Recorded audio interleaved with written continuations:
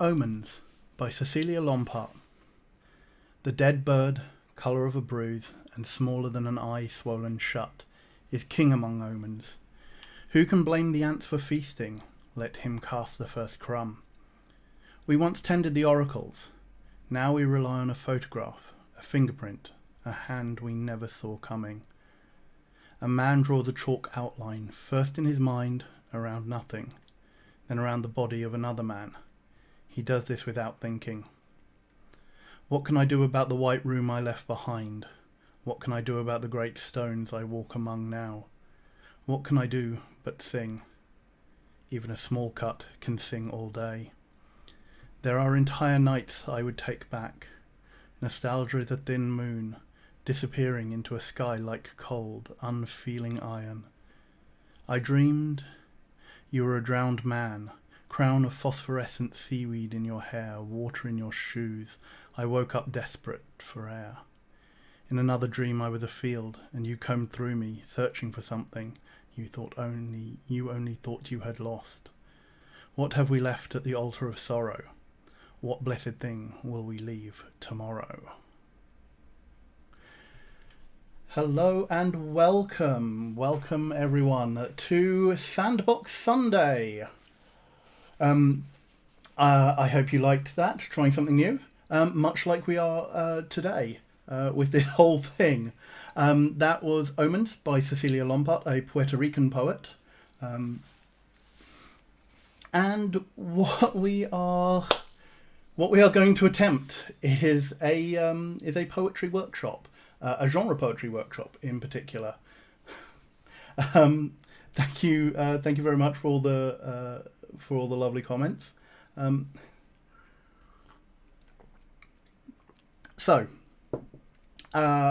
am I? I am Anil. I am the community manager at Rusty Quill, a production and entertainment company. We put out 3 podcasts a week. Check us out at www.rustyquill.com. Oh, sorry. It's that start of the season, so like my nose is really itchy now. Oh, darn it, allergies. Anyway, thank you very much. Anyone who supports us, either directly through donations, there is a link down below, or !donate. You can also support us on Patreon at www.patreon.com/rustyquill, where you can find out, you can get more bonus materials with regards to our various shows. And you can also support us here directly on Twitch. We are now affiliated, so you can subscribe and we get a bit of that money. Admin. Is that the admin done? Okay, yes.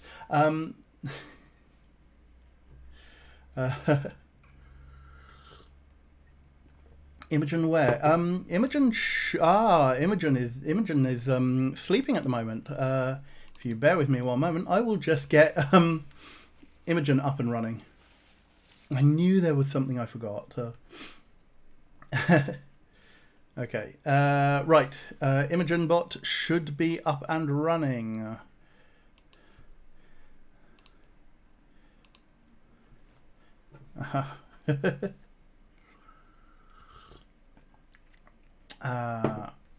Okay.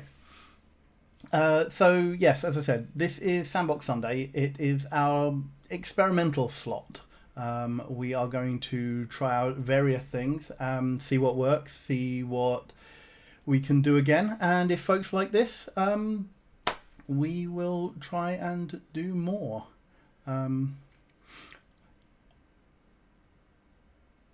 Brain, work. You're going to be teaching. Darn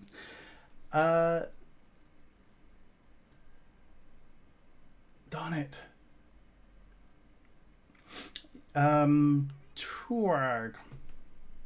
Lots of noises. Yes, Sandbox Sunday. This is very experimental in the sense of I have no idea if this is going to work. Could be a complete disaster. I have never taught creative writing or done a writing workshop before. So brand new for all of us. I have done teaching in the sense of I have been a trainer at one of my previous jobs. So hopefully I can remember some of that as we go through this. So this is going to be kind of part chat, part reading, and part creativity. I have got a couple of exercises that I would like to run through, and you'll be able to see me run through these exercises alongside those of you who are taking part. If you do want to take part, make sure you've got notebook, pen, pencil, an open Google Doc or something like that, and we will see how this goes. So as I say, what we're going to look at today, we are going to look at poetry, and we are going to look at horror poetry in particular. Horror, a particular genre that is probably dear to many of us here. I'm guessing that a large chunk of folks in chat have come to us from the Magnus Archives, the horror anthology show that we put out. And a lot of that, obviously, is inspired by cosmic horror as a genre, and obviously cosmic horror runs all the way back to H.P. Lovecraft. Haven't written poetry in years, horror poetry, yes. Jolene, well, how to make good horror poetry? We will see. I think we're gonna hopefully start from the basics and try and get a horror poem out of this in some form or another. Obviously, feel free to share as you wish. There is no obligation to do anything. There is no obligation to participate. If you just want to watch and listen, that is perfectly fine. So where I was going, yes, Lovecraftian writings. Now, obviously, most people know Lovecraft for his prose, for Call of Cthulhu, At the Mountains of Madness, Colour Out of Space, and so forth, and consider him the father of the cosmic horror genre.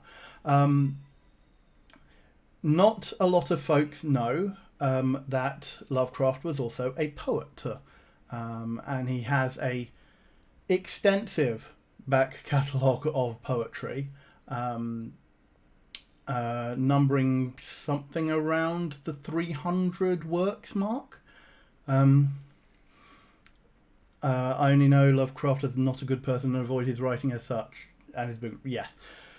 Those are things we can't get away from, and those are things I'm not necessarily going to touch on today. There is plenty of work and erudition around. Lovecraft was racist, he was xenophobic, he was racist even for his day, but that is not something I necessarily want to touch on for the purposes of this workshop. Obviously, there are certain poems of his that are, oh boy, we won't touch with a barge pole. Melancholy Rose, I didn't realise there was Lovecraft poetry. No, not a lot of people do. If you ask people about, name me a horror poem or name me a horror poet, people are going to go to Edgar Allan Poe, because obviously The Raven is writ very large in our collective consciousnesses. And, everyone is familiar at least with the cadence and the tone of The Raven, if not, familiar with the work as a whole. I'm not really going to talk much about Poe, but it is worth a read. It is worth a listen. There are plenty of ways you can find a copy of that online. But as I say, it is pretty much omnipresent in our in the canon of poetry when it comes to talking about horror. This, obviously, I'm going to lean a little bit more towards the Lovecraftian side of things, just because that is more where my background with horror poetry comes from. So to give you a bit of grounding, I have been a poet for many years. And in 2015, I was commissioned as part of the stretch goal for an indie RPG from a company called Black Armada to write poems for the RPG that they were writing, called Lovecraft-esque. Now, folks here may know it. This is the book Lovecraft-esque, written by Josh and Becky Fox of Black Armada Games. Disclaimer: Josh and Becky are friends of mine, but they commissioned me. That was not what I wanted to do. They commissioned me as part of a stretch goal to write some poetry in the vein of H.P. Lovecraft. Is this the Patreon bonus poem? No, but I did talk about this in the poetry AMA I did for Rusty Noble patrons last year. And in it, I talk about. I did a lot of research on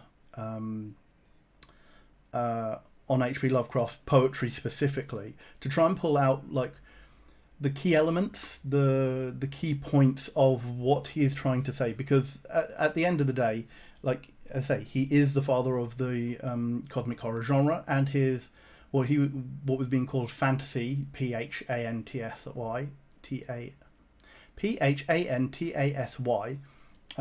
at the time, a term which has come somewhat back into vogue, are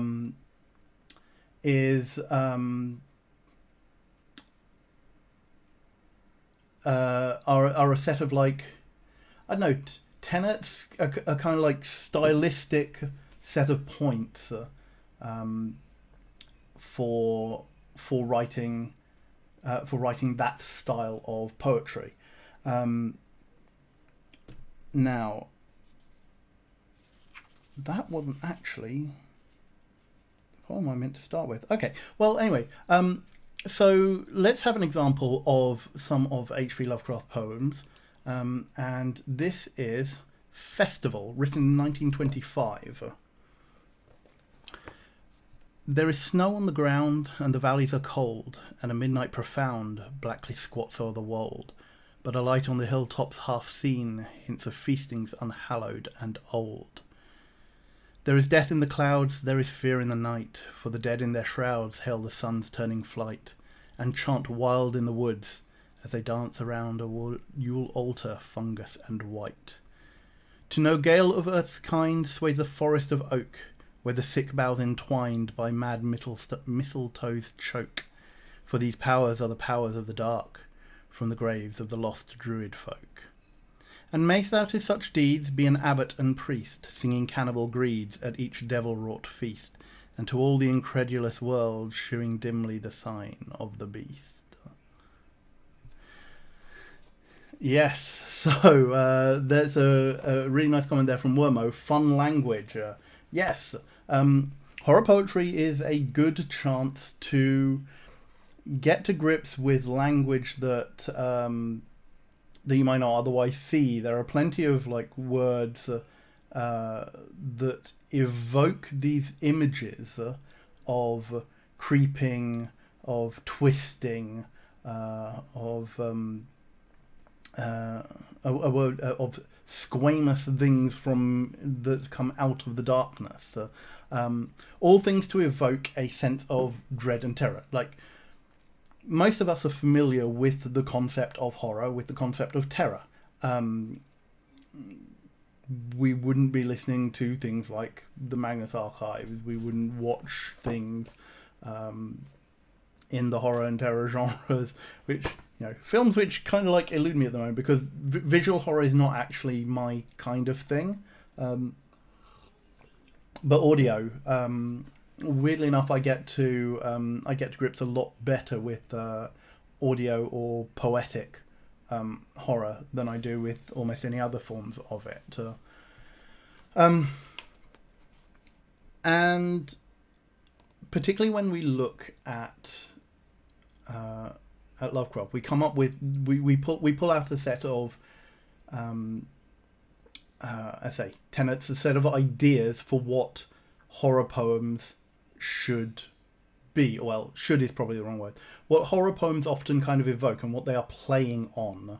And I'm just going to read from the notes that I actually I did here. So when I was doing my research, these are the sorts of things that I found. That horror is, beg pardon. That his works show that there are worlds beyond current human comprehension, that it involves an invasion of personal space, that horror is often approached tangentially and unreliably, that the eldritch sees us as inconsequential, and that experiences of isolation and powerlessness are key. Now, those are obviously things that I pulled out of him writing at the start of the 20th century. But there is a lot there that can actually be applicable to horror as a whole and as a genre. So, worlds beyond current human comprehension. A lot of horror relies on taking what is unknown. Now, that isn't necessarily, creatures or fears from beyond the stars, but twisting the known so that it is unknown, and twisting things so that we don't understand what they are or where they come from. Wormo says, I love the intersection between horror and perception, and like how to perceive and articulate things which are just beyond that capacity. Yeah, exactly. That there is an invasion of personal space. Horror is personal. It is a very personal interaction with fear. It is a very personal interaction with the unknown. It's very difficult and probably nigh on impossible for your personal space, for you to engage with horror that doesn't invade your personal space in some way, shape or form. And that doesn't have to be physical. That can be mental, that can be emotional. It's all of those things that press in on you, that anxiety, that dread that comes from trying to engage and trying to understand these things. Horror is often approached tangentially and unreliably. Obviously, that can vary depending on the situation and the things that we are talking about. And the subject matter is very much crucial to how a subject engages with it, how the subject of a poem engages with it. The eldritch sees us as inconsequential, yeah, and that's again key. We are often not the key part here. We are not the thing that. We are folks who have got caught up in the activities of other things, of creatures or of environments or situations that are just happening or going about their business.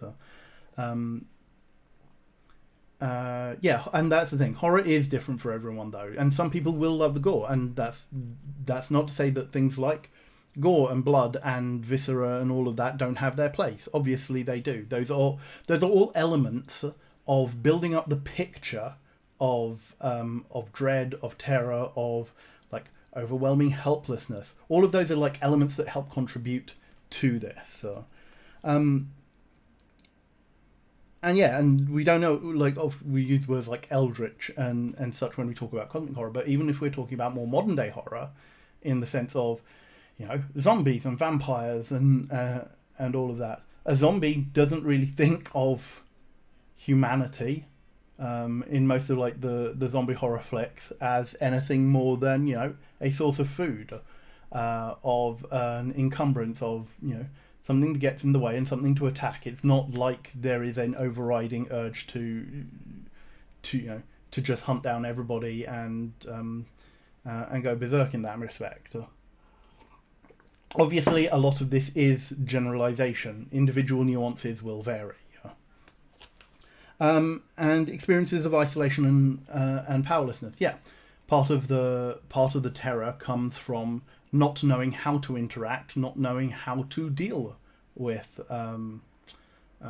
these things. So I say these are all things that we should be keeping in mind when we are reading horror poems, when we are looking to write horror poems. Obviously, that's kind of high level almost for what we want to do today. But I just want to bring people through a couple of writing exercises to try and stimulate us thinking about horror and thinking about horror in a poetic context. I am going to be, I hopefully will be keeping a mindful eye on the time. Hopefully we don't run too long. Those of you who saw my stream yesterday realised we ran a little bit later than expected. So what shall I do first? So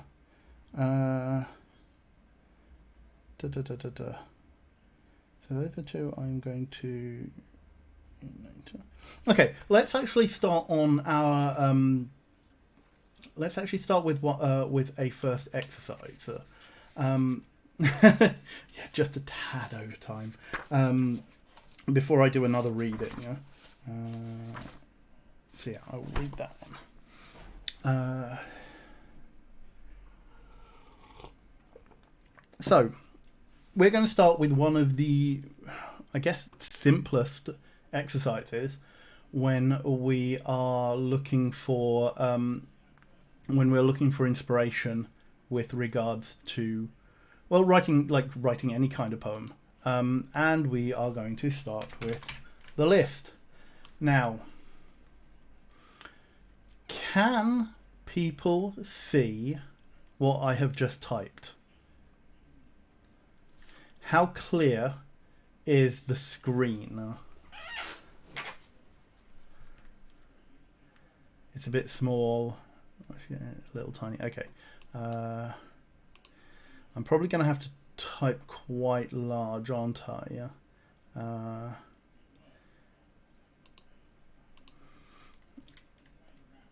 Yeah, because I'm a little concerned about how if I try and do that, zoom. I'm on mobile, so no. Okay. Can I zoom?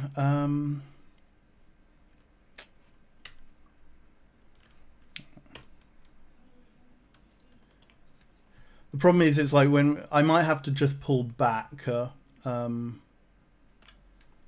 I think that's probably going to have to be it for. Yeah. Let me take that down to 18. Apologies if you can't. 24-point font. Okay. Okay, well, let's take it to 24, and I am zoomed in. So we will see how this goes. Obviously, I may end up having to scroll quite a bit, depending on how we go. That said, what I'm writing is probably less important. It's just something for you all to see with regards to this. Now, where is my phone? Because I'm going to set a timer. As I say, because this is kind of experimental, there will be kind of some dead air while I am also working on, because I'm going to be doing these exercises alongside of you. And as much as I would like to be able to talk through everything, there probably will... Okay, I am going to read that later. I have just seen a news alert that... gosh, okay. It says timer. How long? Let's do 10 minutes, because that should hopefully get a... Will this be on the exam? No exam, Wolf Prince. But the exercises that we are going to go through is the exercise that we're going to go through will hopefully build up like some ideas for when we get to the final exercise that will hopefully cover maybe the last 45 minutes of the stream. I'm hoping to end around between 4:30 and 5. Yeah, for those who are asking, I should have said, there's just been a news alert that a comedian that we like, Tim Brooke Taylor of the Goodies, has just passed away from COVID. Thoughts and condolences obviously go out to his family. He will be much missed. For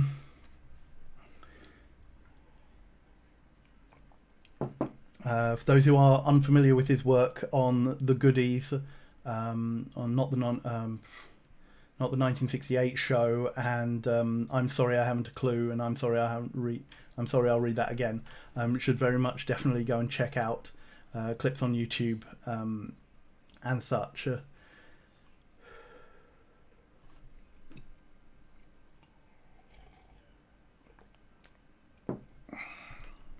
So, what I'm going to ask is, I'm going to set a. I mean, 10 minutes is probably a little bit long. Actually, what's the next one we are doing? We're doing. Oh yeah, okay. So I'll go for 10 minutes, and I might take a little bit. I might take like slightly more breaks during this.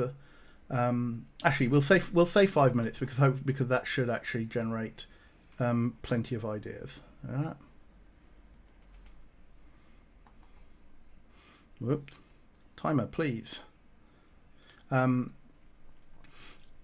Okay, so what I would like folks to do is I'll give you 5 minutes, and I want you to come up with a list of 10 to 20 things that you think of when you think of fear, like things that are scary, not maybe to you, not necessarily things even more generic, like ideas for what causes fear. And we will use that as a starting point for what comes next. So time starting now.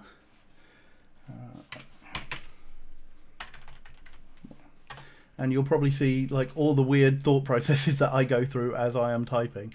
Had I had a second camera, I would have tried and set it up on my over my notebook and done this by hand.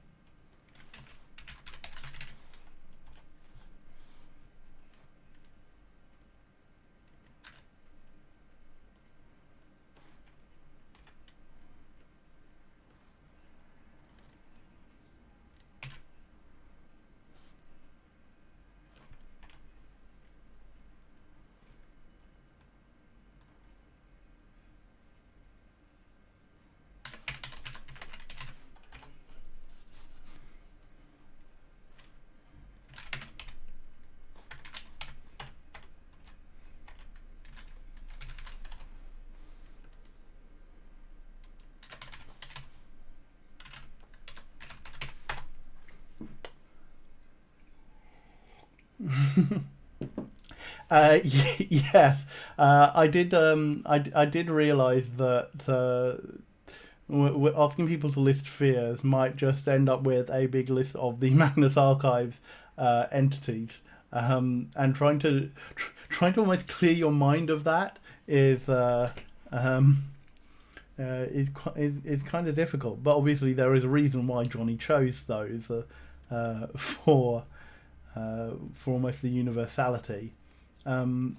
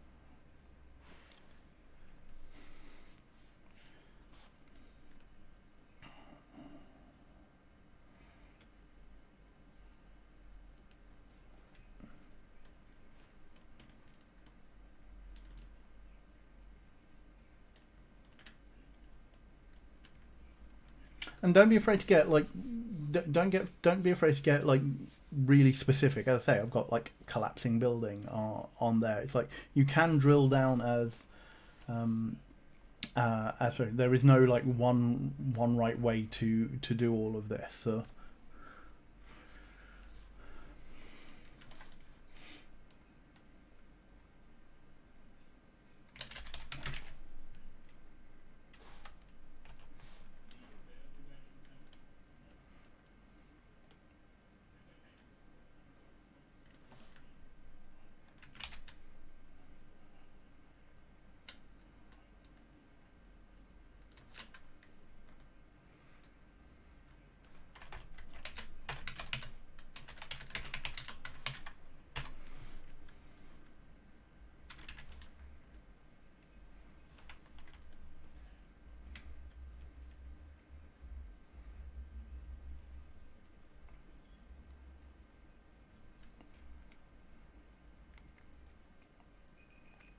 okay, right.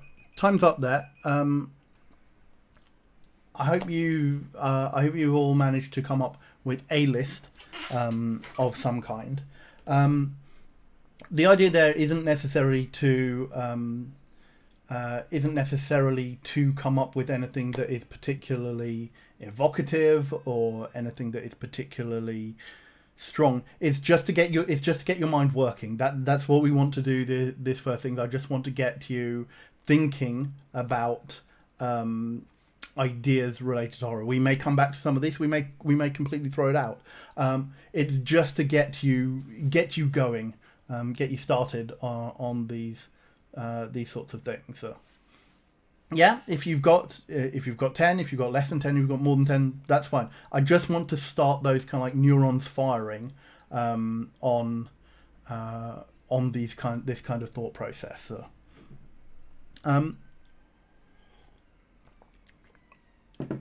So what should we do now?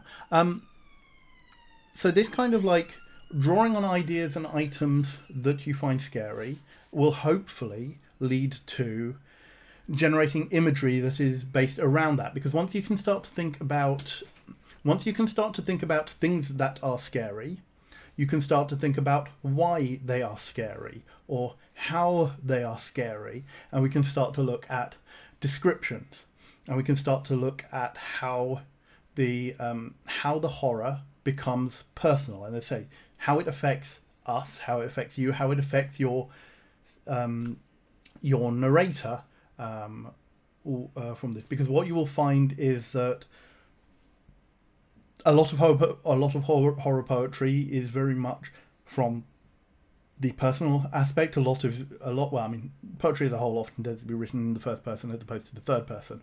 But when you are looking at genre stuff in particular, you are looking for how it affects people, and you are looking for the feelings that it evokes both in the reader and in the protagonist, in the person who is going through the experiences that that are being described.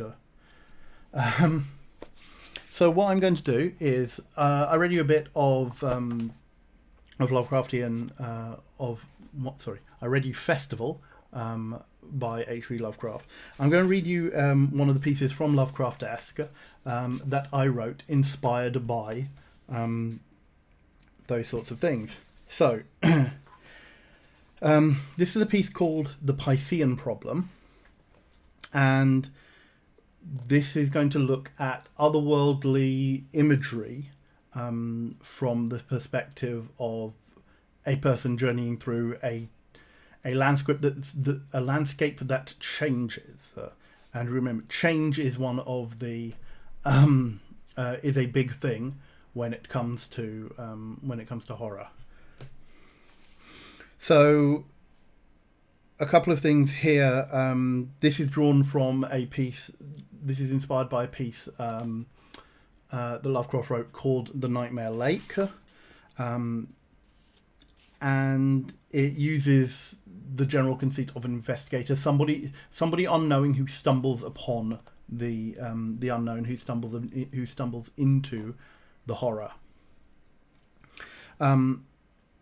Apologies for the antique language. Lovecraft was very florid when he wrote, and the highfalutin language and the very ornate old style of language was very much key to him generating the kind of imagery and the kind of feelings that he wanted to bring out. So that is mirrored here in respect. I'll try and go fairly slowly, but keeping the rhythm as such. So this is based upon an investigator wandering the countryside near Glastonbury. Partly because Somerset is a very key county, key area where when it comes to English folklore, and in particular associations with Arthurian legend and Celtic legend, particularly the Predu Anwen of Celtic. So this is the Piscean Problem. I sought a lake of distant time from which to scale a peak sublime, whose shores 'gainst which a bark did breach, for noble birthing place to reach, and lay the golden grail to rest, with guardians by all heavens blessed. I walked Leviathan's long tail, supposed pinned by bride's travail, along the Brew, on eastern route, where mystics trod, I followed suit. In pathing steps with ley-line sense, and yet ignoring mists intense, which rippled airborne memories, and stirred some ancient boundaries. So, fixed by my journey's end, up Wearial Hill my path did wend, though what I'd find I was not cert, I would no more remain inert. Some crowned spirit issued call, and beckoned me to come install myself as curious knight errant, a new world order adherent. That I'm a little bit... It wished me claim a blissful draught, distilled of holy chalice craft. Each onward foot was heavy stepped, but I'd not from the light be kept, till nearly spent I crested for the lofty goal of Cerigor. But passing unseen gates in haste, revealed my fears now all unlaced. A shadow bled o'er fancied grace, facsimile of a knight's embrace, and where I thought seraphs regaled, convulsed chitterings now assailed. I realised I'd a veil transgressed, was party now to dreads repressed, and facts erased from almanac, deep locks in landscape zodiac.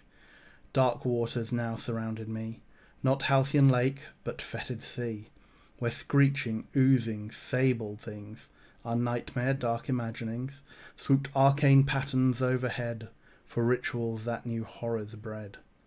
A vermeil moon oped baleful eye, unhallowed light to sanctify, proceedings foul of eldritch rite, revoking sanity in blight. My grip was growing e'er more weak, when rose a head all sickly sleek, with reeking ichor of the deep, vile serpent unpinned from its sleep. Aghast I watched its waken royal, churn grasping masses raised by coil, these bloated nameless now astir, evoking drowned sepulchre, or given slick viridian birth. They slithered, a slime wreath tainting earth. Transfixed I could only stare, while squelching forms licked old bones bare. I wondered if they held my fate for stumbling through this nether gate. So, I'd say there we have something that was very specifically inspired by Lovecraft, by cosmic horror as a whole. Thank you all. And I hope you can see in that some of the things that we've been talking about. The notion of items of fear, in this case the notion of Leviathan, of things that are rising from the earth and the sickly waters and such, as well as how it becomes personal, how the investigator in this instance stumbles into a situation that they had no way of knowing and had no way of necessarily of preventing, and therefore these horrors happened to him tangentially, just by dint of the fact of, he was in the wrong place at the wrong time. And how it very much becomes a personal thing. So,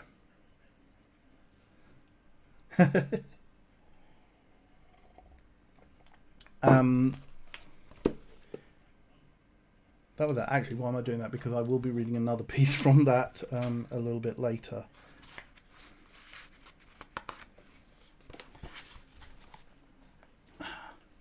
Okay, so what we're going to move on to is our second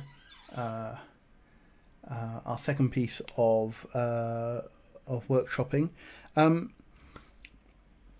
and one of the things that horror really kind of like relies on is generating the kind of imagery that brings out these feelings of evoking dreadful, in the sense of full of dread, imagery, and one of the ways you can do that is by making allusions and by making references to other things. So we're going to look at metaphor and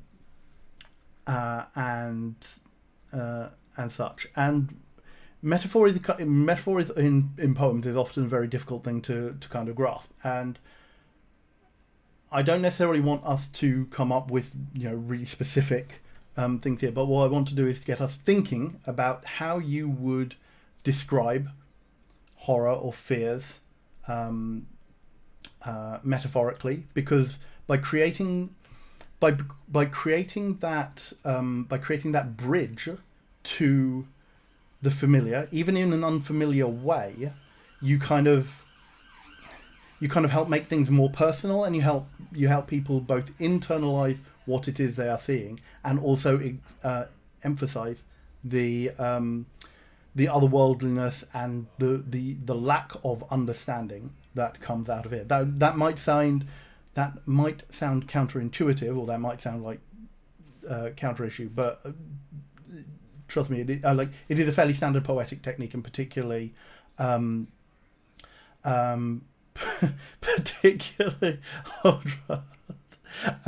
particularly when it comes to horror. So I am going to set this up and then I'm going to take a quick break because I will. I know we're not even to an hour, but I do want to go and refresh my drink. So, what I want folks to do is we're going to do lists, but this time I want you to come up with 3 lists. So, I'm going to write them down here so that you can see a list of 10 or so adjectives, describing words, and if we aim for adjectives on the more negative side, so things like dark, sour, unholy. Maybe unholy is probably the wrong word, but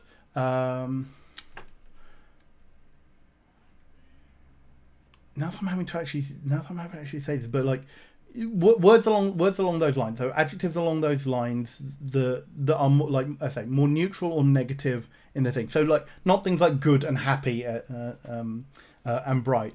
We're looking for darker kind of adjectives. 2, I want a set of concrete nouns, and these are objects. These are very specific adjectives. Wormo, that's a brilliant way of describing. Yes, we want adjectives.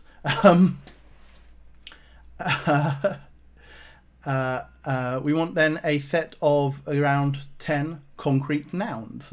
So these are specific things, objects that you can physically touch, and so clock, dog, desk, those sorts of things.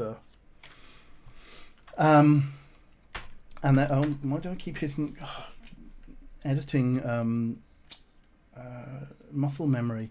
3. We then want a set of abstract nouns, and these are the more ephemeral kind of nouns. And so, like, I've got a list up here for folks, things like adventure, death, hate, hatred, and such. And basically, I want you to come up with like a list of kind of like 10 for each of these, and I will leave this.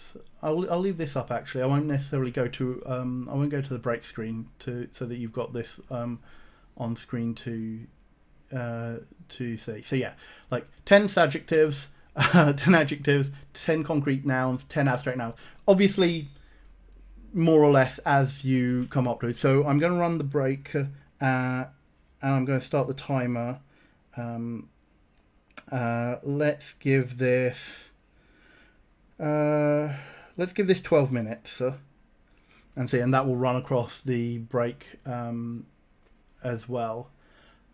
Taxidermy count as adjective? I guess so.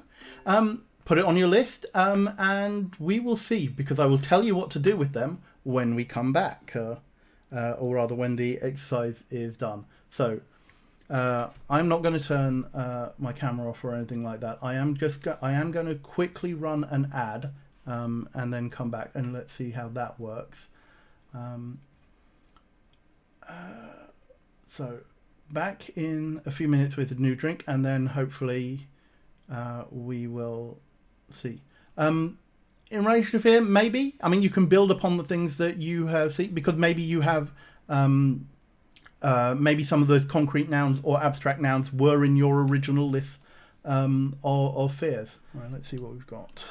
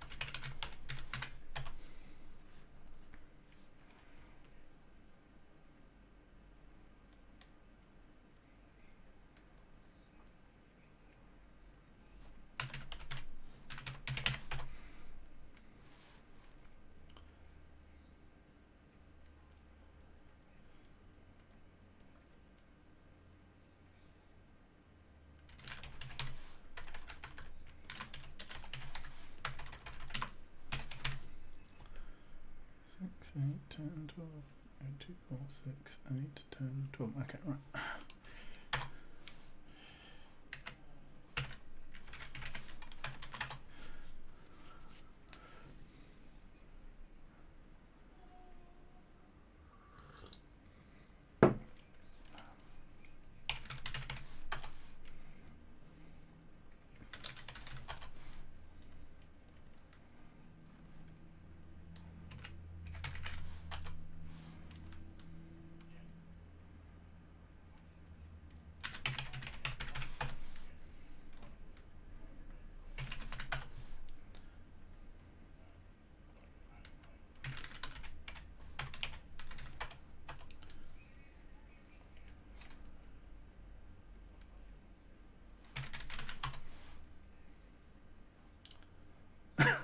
Wonder Woman meme, can I just write moist 10 times? No, because that will defeat the purpose of what we are going for in the second part of this. Wolf Prince 1, that is perfectly fine. If folks have to use a thesaurus, Google a list of things, that is perfectly fine. All poets do it. Anybody who tells you that they are writing from using just the fevered sweat of their brow and not books or references or things in anyone is probably lying. Exactly, Druttercup. Tools are there for a reason. The modern writer has a lot more things at their disposal these days to use and to smooth the path of writing. At the end of the day, the actual inspiration is coming from you. A thesaurus or anything like that is not a crutch.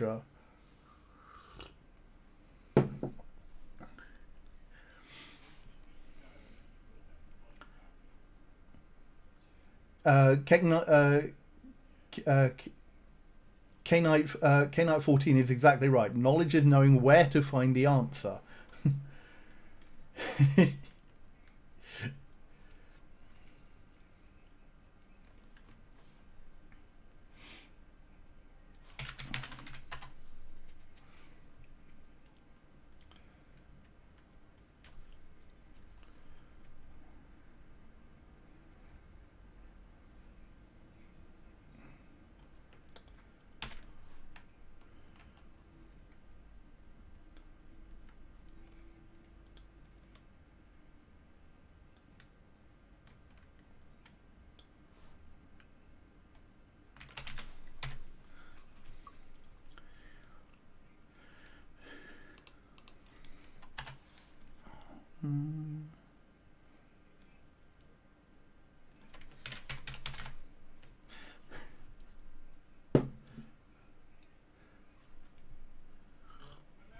Oh no, hugs Molietsu for that. And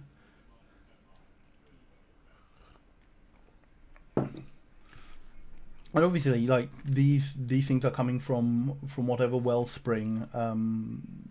Even if you are using tools, you still know how to use. You still have to know how to use those tools and direct your searches appropriately.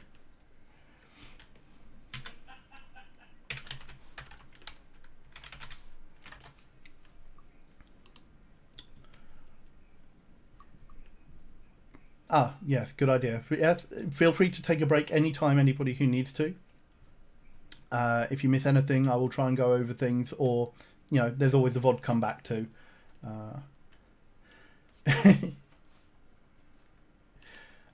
No dumb here, Campbell MC. We have all done things like that.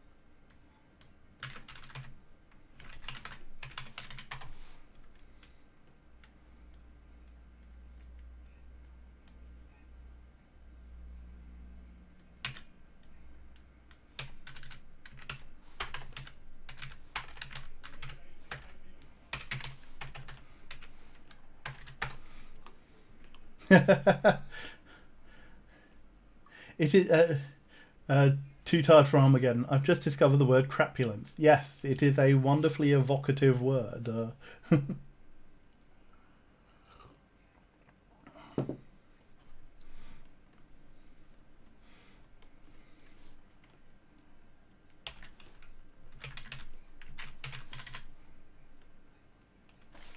Yeah, I'm having the same problem that like my abstract nouns and my adjectives often kind of like almost might be interchangeable.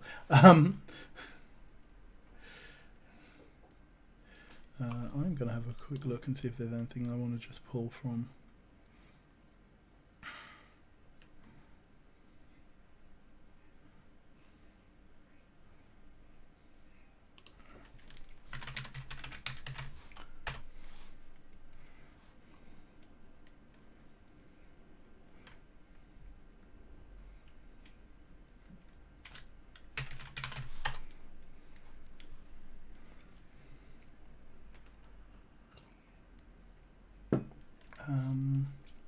Two, 4, 6, 8.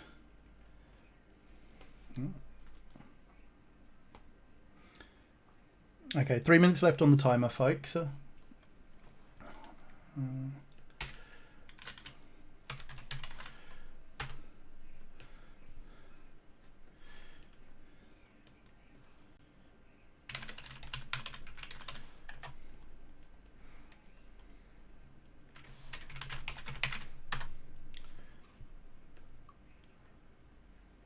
Is indolence the same as lassitude?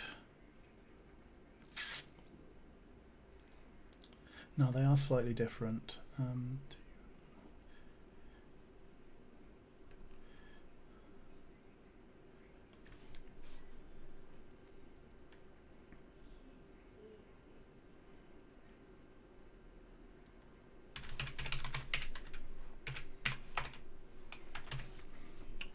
Okay.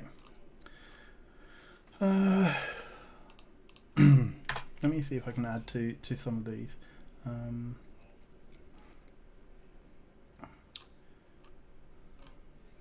don't need to. Okay, so now we've got 2, 4, 6, 8, 10, 12. 2, 4, 6, 8, 10. 2, 4, 6, 8, 10, 12. Okay, let's see if I can just throw in 2 more concrete nouns. And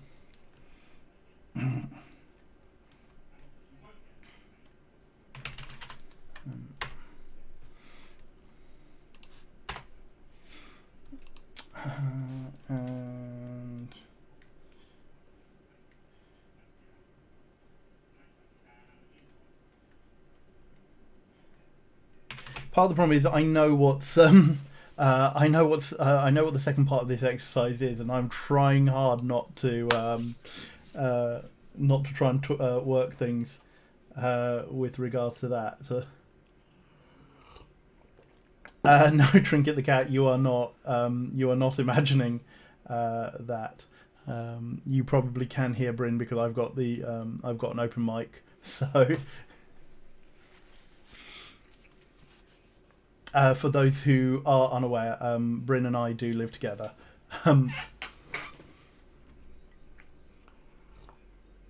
So he is in the next room.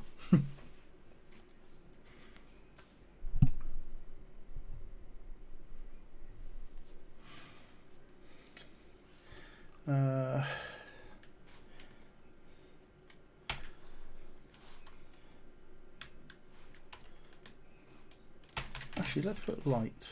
Is light a concrete noun? It's not that tangible, is it?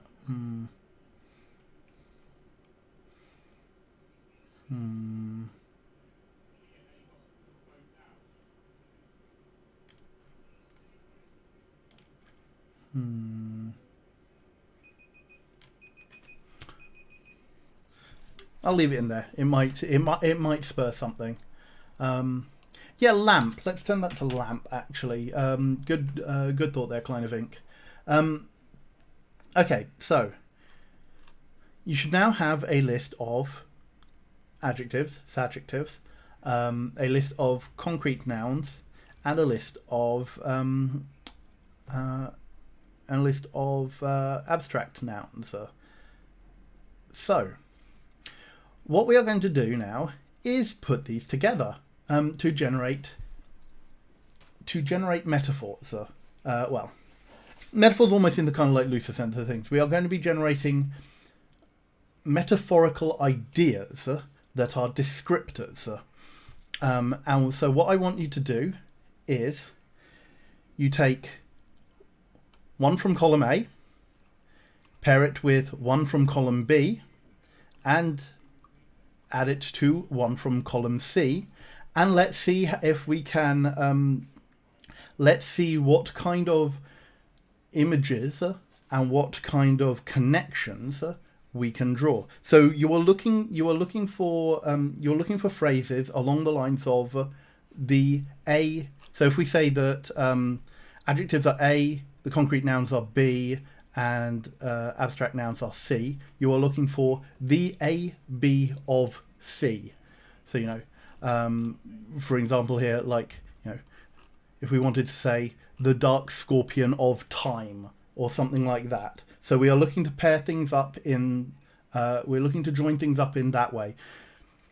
Your list might not have anything that you would think necessarily makes particular sense at the start. But again, this is an idea generation method.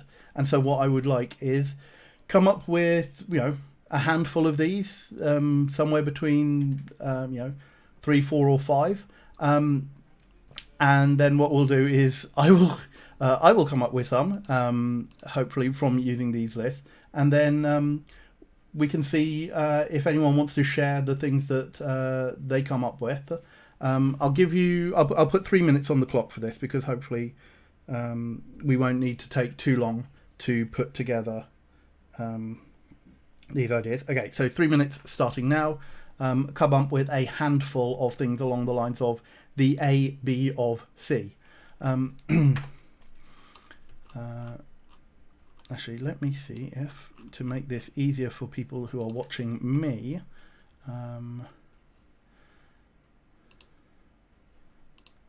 let's turn this into columns.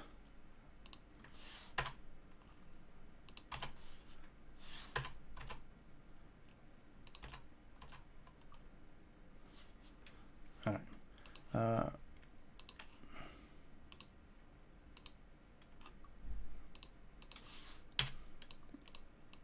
Take it down a little bit, but hopefully folks can see that, and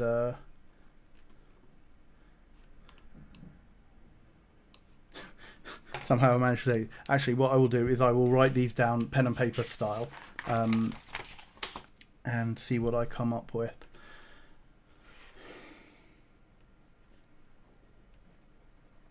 Anybody who may not have come up with their own list, feel free to use my list. And see if you can come up with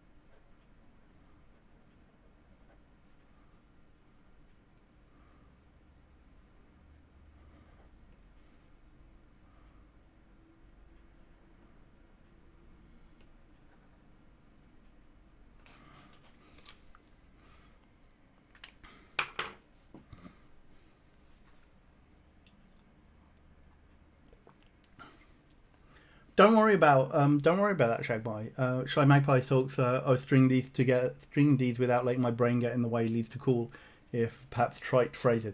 Don't worry about them being trite. Again, a lot of this is inspiration generating, so I'll stop that there.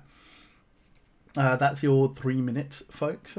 Well, I discovered it's a great way to generate a title for a progressive metal album. Very possibly. This is actually a really good way. I mean, we've all seen those games on social media of, take your first initial from this list and your middle initial from this list and your the first line of your address from this list and generate what is your pirate name, what is your prog rock album, or something very similar. And so what we are looking here is to try and come up with metaphoric descriptors for things that you might describe other things in order to make them bridge the gap between understanding and to bridge the gap of illusion. Okay, take care, planets. Thanks for being here. So from my list, the ones I came up with are the fiery clock of dishonesty, the Stygian clay of anguish, the insipid geyser of guilt, the vile scorpion of history, or the soporific lamp of lassitude. Now, of those, okay, some of them again bit trite. They might not go anywhere. But of these ones, I particularly I really like the insipid geyser of guilt, because that very much generates an idea. Guilt is a very rich vein for horror. Guilt that you have done something, guilt that you haven't done something, the fear that actions that you took or didn't do led to a disastrous outcome. And the insipid geyser of guilt is kind of a throws up this kind of like this idea of a wellspring of guilt that just kind of feels both overwhelming and is actually trite in of itself. The other one I really like actually is vile scorpion of history. There's some really powerful syllables in there, and actually can try and bring through a whole bunch of imagery with regards to potent acts of history, because remember, a lot of horror, and particularly a lot of cosmic horror, relies on drawing upon like classical illusions or classical ideas. So the weight of history is very much something that comes through. So okay, I'm just going to go through chat and have a look at some of the ones that you have come up with. The foul hourglass of childhood. Oh, I really like that one. Actually, I'm just going to whack the slow mode up a little bit so that I can actually have a chance to read the things that you are coming up with, because some of these look really good.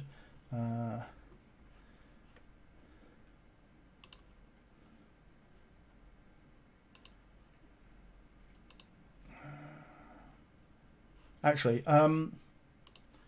do I still have a mod in chat? Druttercup, are you still around? Or is Zalia around? Could you up these in the back end of your moderator thing? Could you up the slow mode level, please?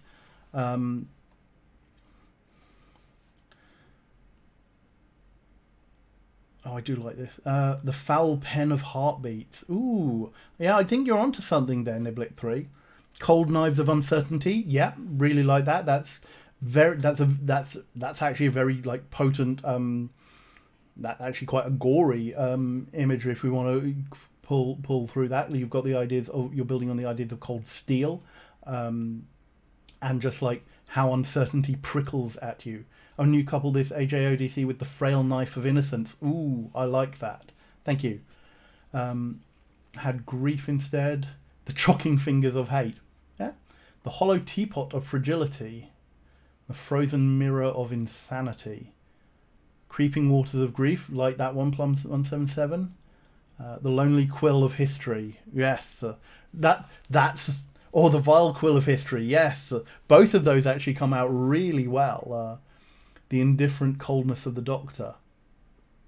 Doctor, not necessarily an abstract noun, but again, no worries there. That's actually that throws up images of its own. Taxidermied worm of distraction. Ooh, taxidermied worm of distraction. Yeah. Suffocating list of loss. Oh, that throws up some really nice images. Like that you've got. Yeah, that you have a list of things that have been lost, a list of people that you have lost, and you're just, the weight of it all is pushing down on you. Soporific clay of wretchedness. Yeah.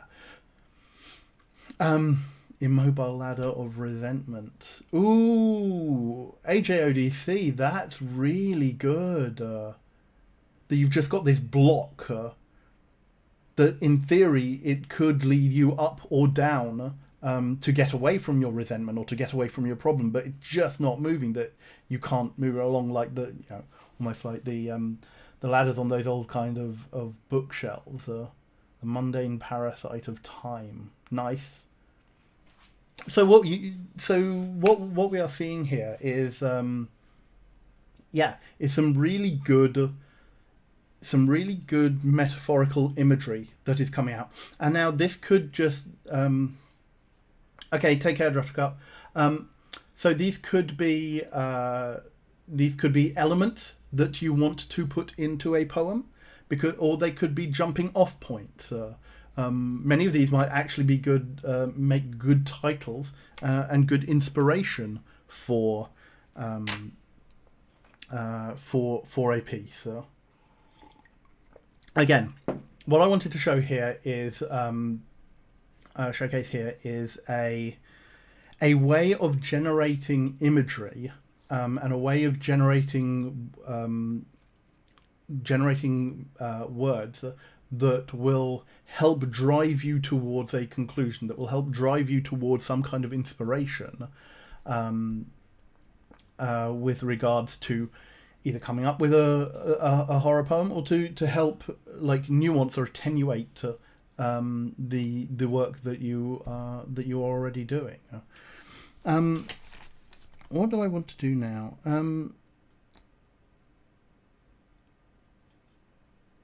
Okay, so we'll do. Okay, I'll do one more reading. Just to talk about more modern looks at the horror poetry genre. And one of the things that I mentioned earlier was, adapting some of these ideas for, zombies and the zombie apocalypse. And this is a poem I came across by an American poet called Burley Vang. Burley Vang is an American of Laotian descent. His parents are Hmong refugees to America. And I think this was written somewhere around 2010 or so. It's called To Live in the Zombie Apocalypse. The moon will shine for God knows how long, as if it still matters, as if someone is trying to recall a dream. Believe the brain is a cage of light and rage. When it shuts off, something else switches on. There is no better reason than now to lock the doors, the windows, turn off the sprinklers and porch lights, save the books for fire. In darkness, we learn to read what moves along the horizon, along the periphery of a gun scope, the flicker of shadows, the rustling of trash in the body of cities long emptied. Not a soul lives in this house, and this house, and this house. Go on. Stiffen the heart, quicken the blood. To live in a world of flesh and teeth, you must learn to kill what you love, and love what can die.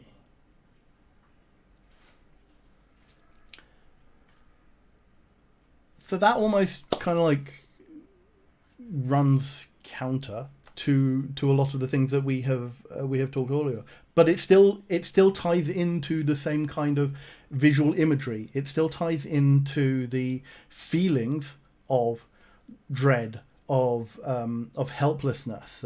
Even if you are, So this is something that you can very much see in things like, The Walking Dead, as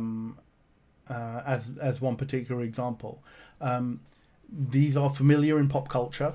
I mean, we have been inundated with zombie apocalypse stuff over the last decade or so, and even before so. And it still generates the and even though we say it notionally doesn't look at the same way as a Lovecraftian or a Poe poem does, it's still evoking the same kind of imagery. It's still evoking the same senses of helplessness.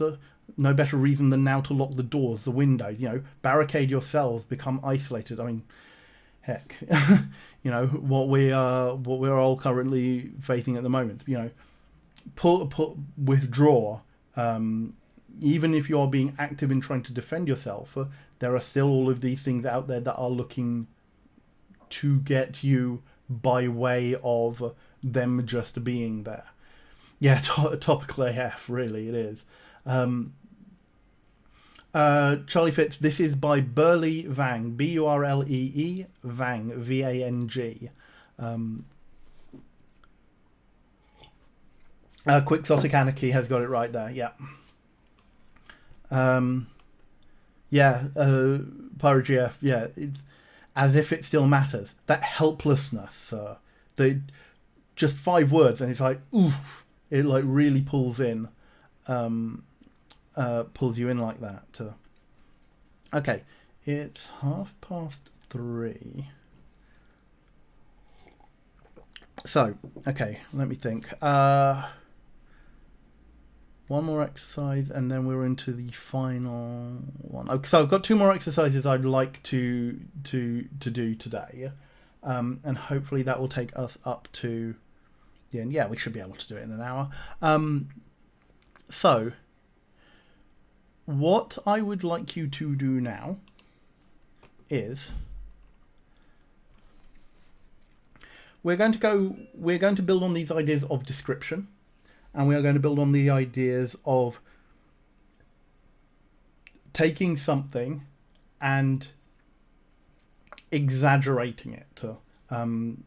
We're going to look at making something scary. So I want you to kind of like maybe use the lists that you have come up with. Maybe use some of the metaphors that you generated or that you have seen. What I want you to do is to take an animal, a real world animal, maybe an animal that you have familiarity with. So I'm not looking for things like griffins or chimeras or anything like that. Take an animal and make it scary. Look at bonus points if you take something that isn't necessarily scary to most people and make it scary. Look for the points about something. Look for the points about the animal that could be scary, that could evoke fear, that could be evoke dread, and come up with. Let me think. I did write it. So come up with 5 lines about what makes that animal scary, or how you could make that animal scary, or even if you have to like fantasize about things that don't necessarily exist about the animal, but like we're just trying to build up that kind of imagery of what fear could be evoked by. For anyone who might have trouble thinking of an animal, a cat. You use a cat as your inspiration. And so I want just a 5-line poem piece, just looking at the things that make it scary. I will give folks just looking for 5 lines. So let's make this.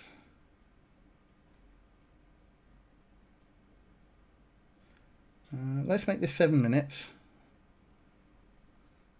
Yeah. Crossing Entry says, I have a purring kitten in my lap. This is very counterintuitive. But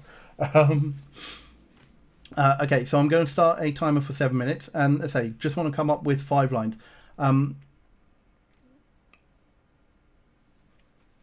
Yeah. Okay.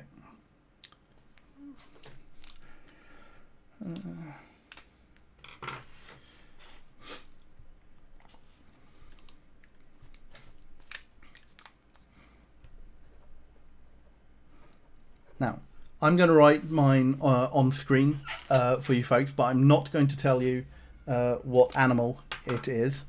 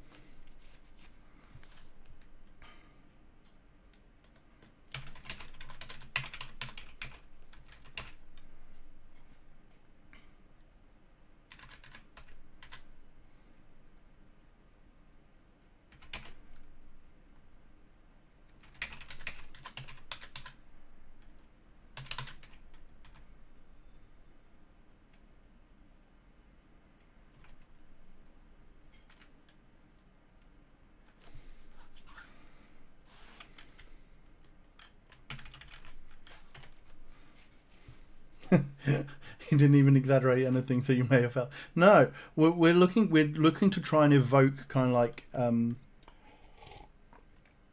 evoke those instincts which make things scary. And if things are naturally scary, then that is perfectly fine.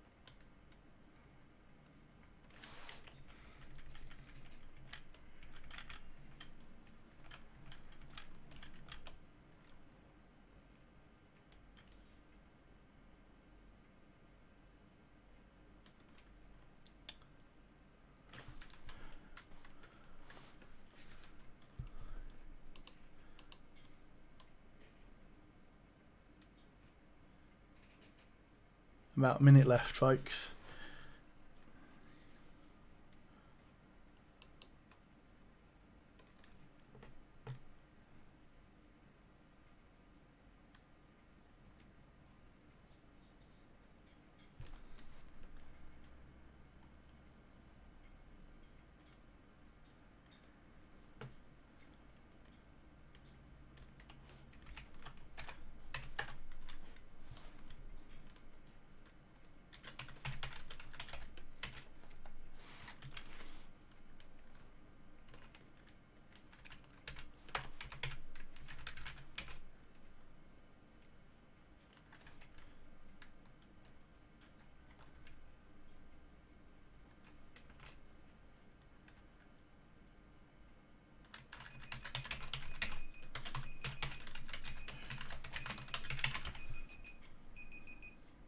Okay. So, okay. Probably not quite what I was going for, but what I can come up with under these things. Some of these might be good, some of these might not. But again, everything that just gets you stimulated and thinking about your topic may help you do something in the future. So, the thickness blocks out the light as it moves, a sinuous wave of bristling fur undulating hypnotically as it stalks. It searches, it seeks, claws ready to grasp, deliver to teeth, crunching the seeds of arboreal deliverance. So, anybody want to take a guess at about the animal I wrote about?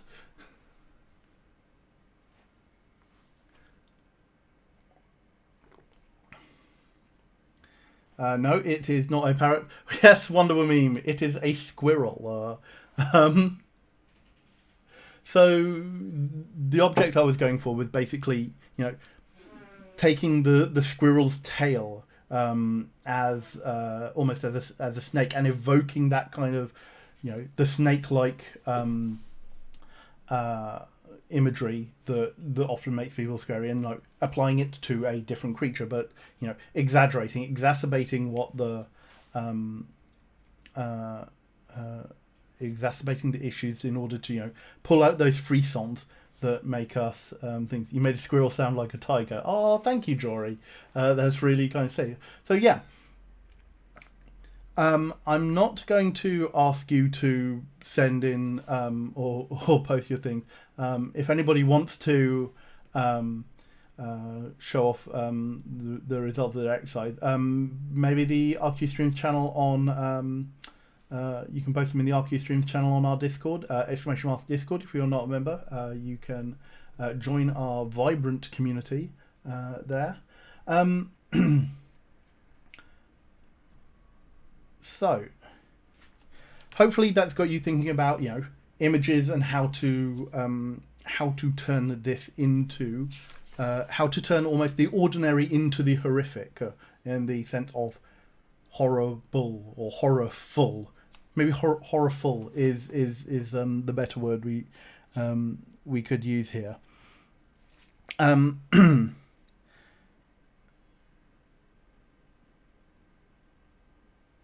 Now, before we go on to our final exercise, I am going to. What are we going to look for?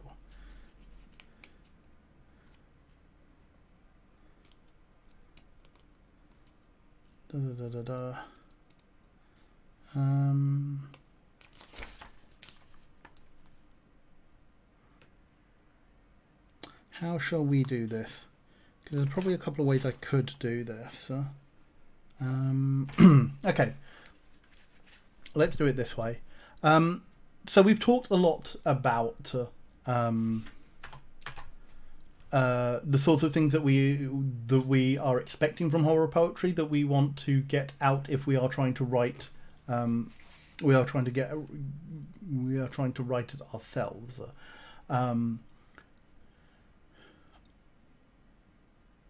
Taking all of this and working off the inspiration, I'm going to read you one more piece from Lovecraft-esque. we have some congratulations. Awesome expired champagne. First time you've written something in English and you think you actually like it. That's awesome. Really pleased for you. I'm going to read you one more piece from Lovecraft-esque. And this is kind of like the piece that I wrote that was more inspired by the stuff that I had researched rather than necessarily following the forms of Lovecraft, to the letter. The other three pieces I wrote are very much form-like, following his predilection for classical style and very, very tight structures. This is one that, let's say, is a departure from emulating his form entirely, but still drawing upon the ideas that we had extrapolated from it. So this is called The Book, and it looks at very much the notion of clues and books being particularly fundamental sources of clues in both Lovecraft work and horror as a whole. I mean, we look at the Necronomicon, the King in Yellow, and things like that. These are all like books which are laden with terrible secrets and help to help or hinder investigators as they go along. So there is a room. It's less a store and more a cage. The walls aren't just lined with lead, they're made of it. But one door. 5 physical locks where no one person holds all the keys. At least one other crafted of an arcane lore. Rune-scarred woods line all the sides. They're deeply burned, inscribed with scripts from ancient crypts retrieved, wards in words now long forgotten, yet its occupant still memories stir. The smell of leprous marshes, underlined by brimstone ink, is said to waft around the prisoner on its lectern, rising from a nightingale floor. It's tuned so anyone therein might ignore surreptitious whispers of scratching quills that on the edges of hearing gnaw. The diamond steel that forms its birth was shiny once, though it holds, strength unimpeached, the lustres leached away, and in its wake a gritty, greasy, grey patina. A similar chain weighs it down, wrapped thickly, well bound tome. Doing so helps obfuscate scrawling, writhing serifs of a sanguine title, glistening red against a mottled cover, scarred in places, of unspeculated vellum in patches, of hues including dusky rose. Even sliding view most momentary, down its bleached ivory spine or gilt-edged pages, could open esoteric cracks not easily sealed. Or so the legends go. It sits. It waits. Its presence ripples in the ether. Its time was once. It might again. So you can see very much from things like The Raven, from Festival. This is very much a departure of classical form, but it still has all the hallmarks of creeping dread, tangential horror. We are interacting with things that man was not meant to know of. Cake Night 14. This is called The Book. And also like that final stanza is looking at the fact that inconsequential. These things don't necessarily, like, the book doesn't care about who we are. The book just is. Thank you very much, Senalicia, for saying that definitely captures the Lovecraft aesthetic. Yeah. So let's say Lovecraft-esque. If you want to look at all 4 of the poems that I wrote for that, but also it's a cracking good game. It's a GM-less indie RPG. Let's say from Black Armada Games. And it does very well to evoke the sense of cosmic horror that Lovecraft was going for, in the sense of through a game of collaborative storytelling.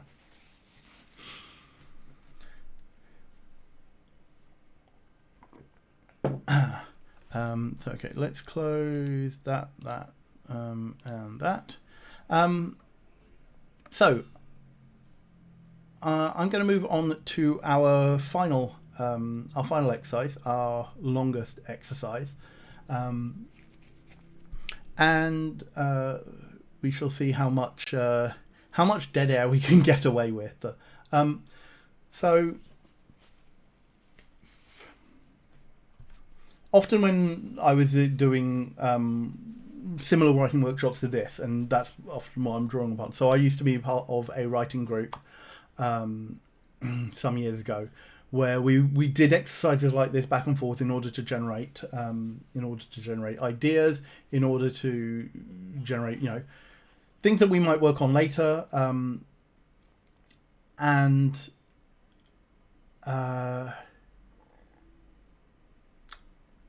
things to work on later, and have a final exercise, something that we can take away that is a complete piece, or at least working towards that.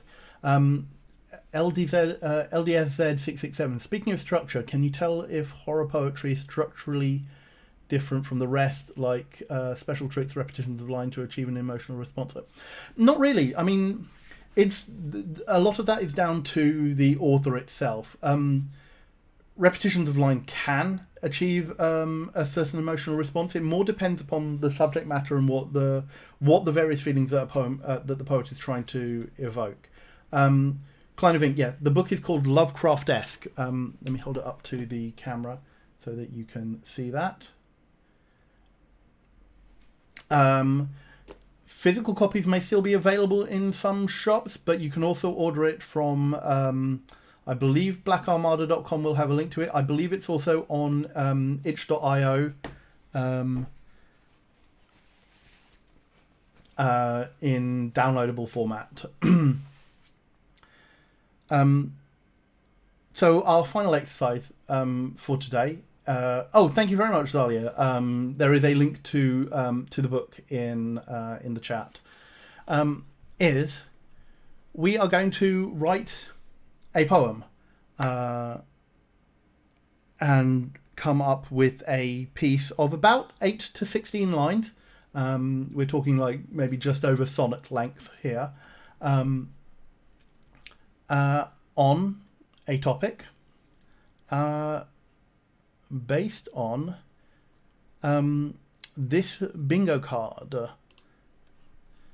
So hopefully, let me zoom in so that you can see that. Is that clear to folks? Can folks see that on screen?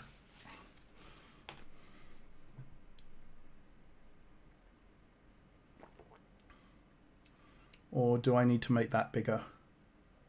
Yeah. Okay, cool. Good. Yep, feedback coming through. So, for our final exercise, what I would like you to do is pick 2 items from this bingo card. Okay, so I called it a bingo card because this is almost this is pretty much a distillation of Lovecraftian and cosmic horror as a whole, both poems and writing. It's a list of ideas or topics that crop up a lot. So what I would like is pick 2 items from that box, and either using the exercises that we worked on earlier, or throw them out depending on how you feel.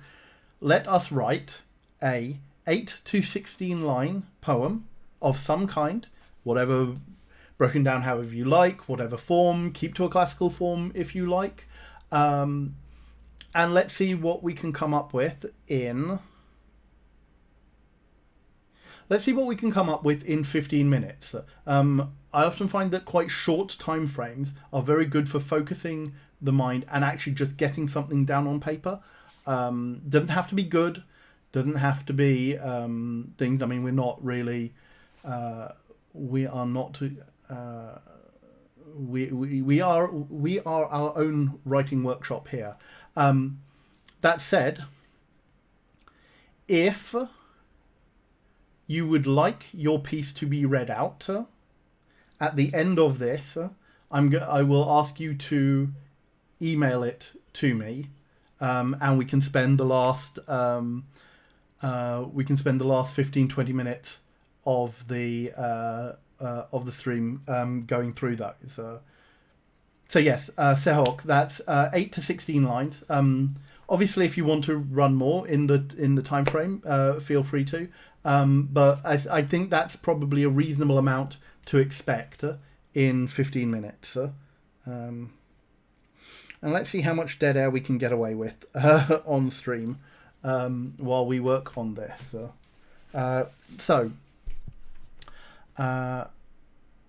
Let us pick.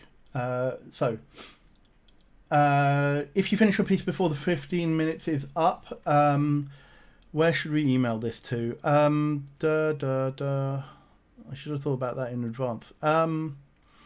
If you email it to...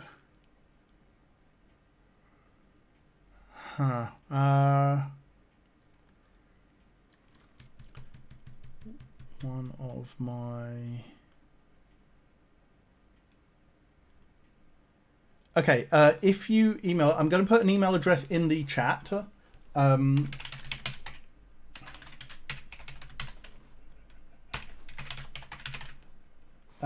If you email it to me... oh, actually, rather than email it to me, yes, if you PM me in the Discord... if you PM me in the Discord with your and include your Twitch username so that I can credit you, that's probably going to be easiest because I have Discord open as it is. If you're not on Discord, let me know and we will work something separately out. But yeah, so yeah, PM me. I'm Anil or Chrono Magistrate on the Discord, and I'll be able to pick it up from there. That's probably going to be the easiest way for me to do so. So, what shall I go for? Let's go for...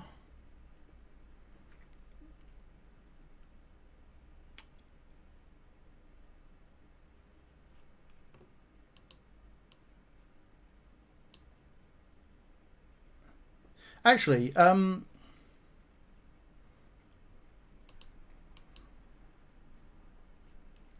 let me... Yeah, no. I was going to say suggest reading out another one of the other pieces, but no. Let me write along with you. So let's go for... I've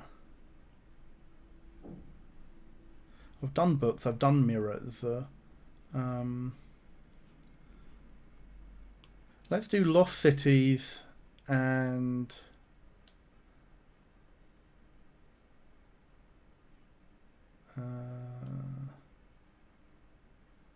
okay, I think what I will do is Lost Cities and color leaching. Let's see what interesting things we can come up with that. Lost Cities and color leaching. I may have set myself too hard a topic to do here. Yeah, feel free to, Sehok. You tie it into the previous work that we've done. That's that's a really good way of building on the work that we have done this afternoon. So okay, 15 minutes starting now.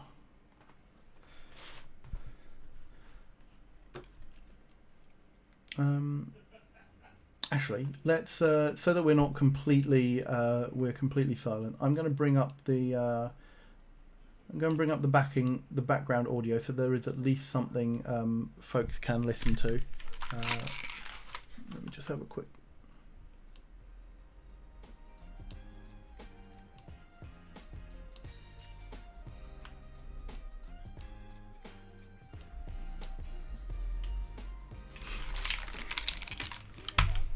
not quite sure how apt the vibe is for horror poetry. I couldn't quite find a copyright-free list of creepy music, unsurprisingly.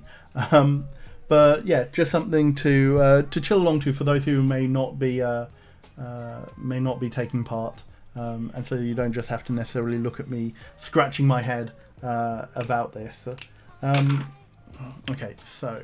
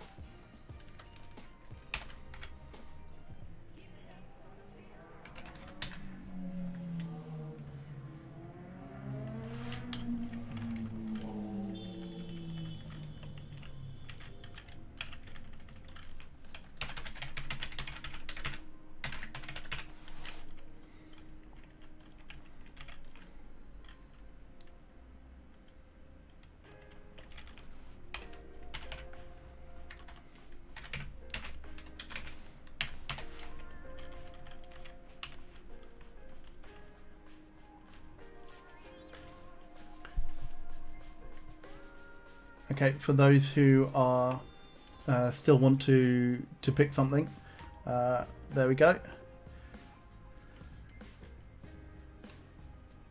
I'll actually drop the thing a bit so I can actually. Oh no, Theo Horrell.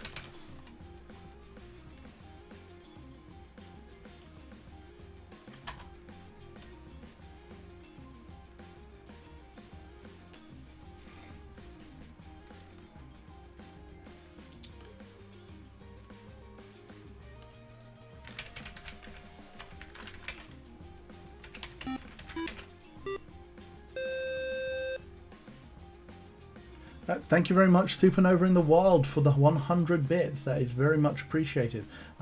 Must say, I haven't actually been paying attention to the thing. Okay, thank you. Thank you very much for that. Very much appreciated.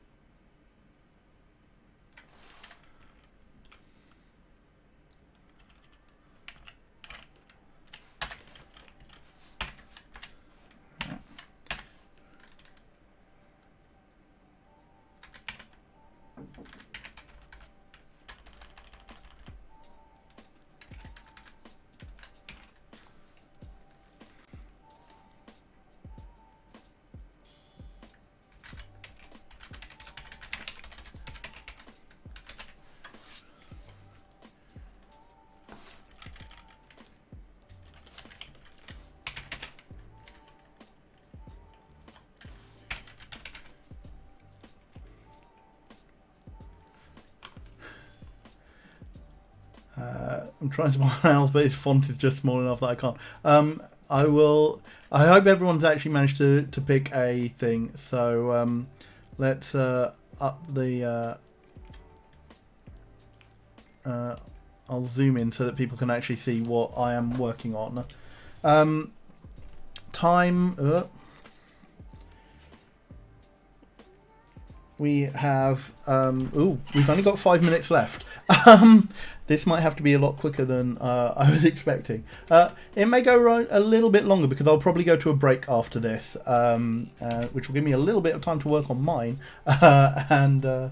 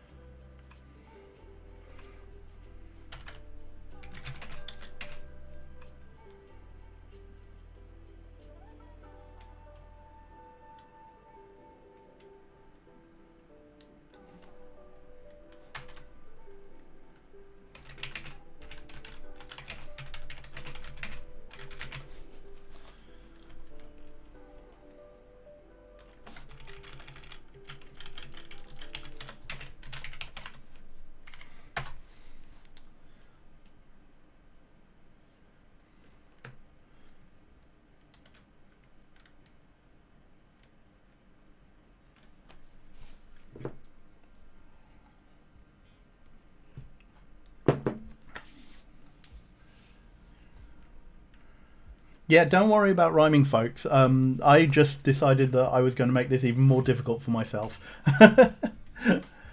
And because for everything that I have read, I am now pretty much stuck in kind of like classic Lovecraftian things. Even though I promised myself that I was going to try and write something more modern.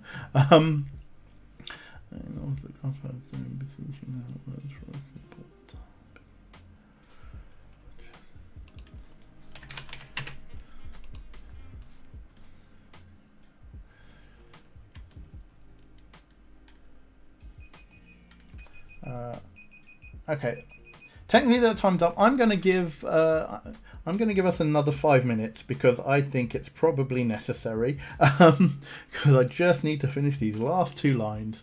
And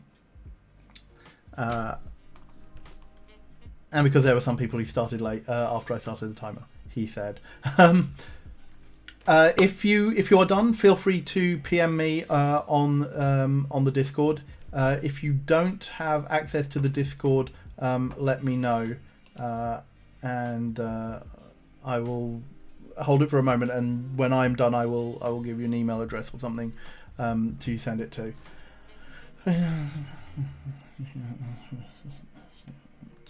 Touch.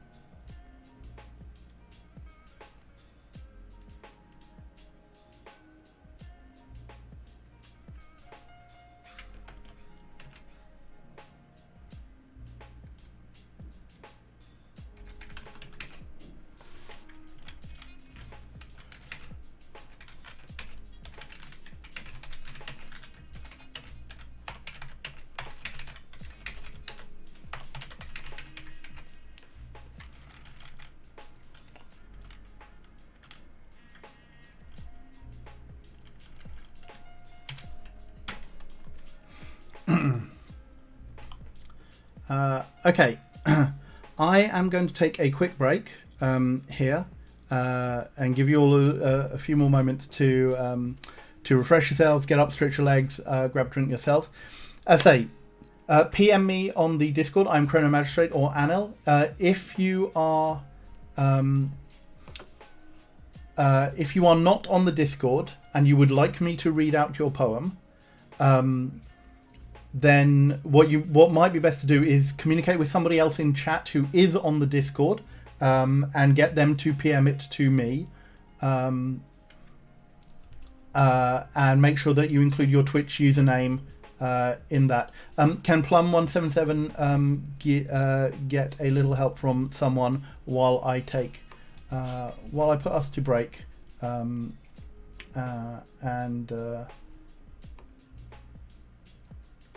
we will hopefully get that sorted over that. So let's go to break. And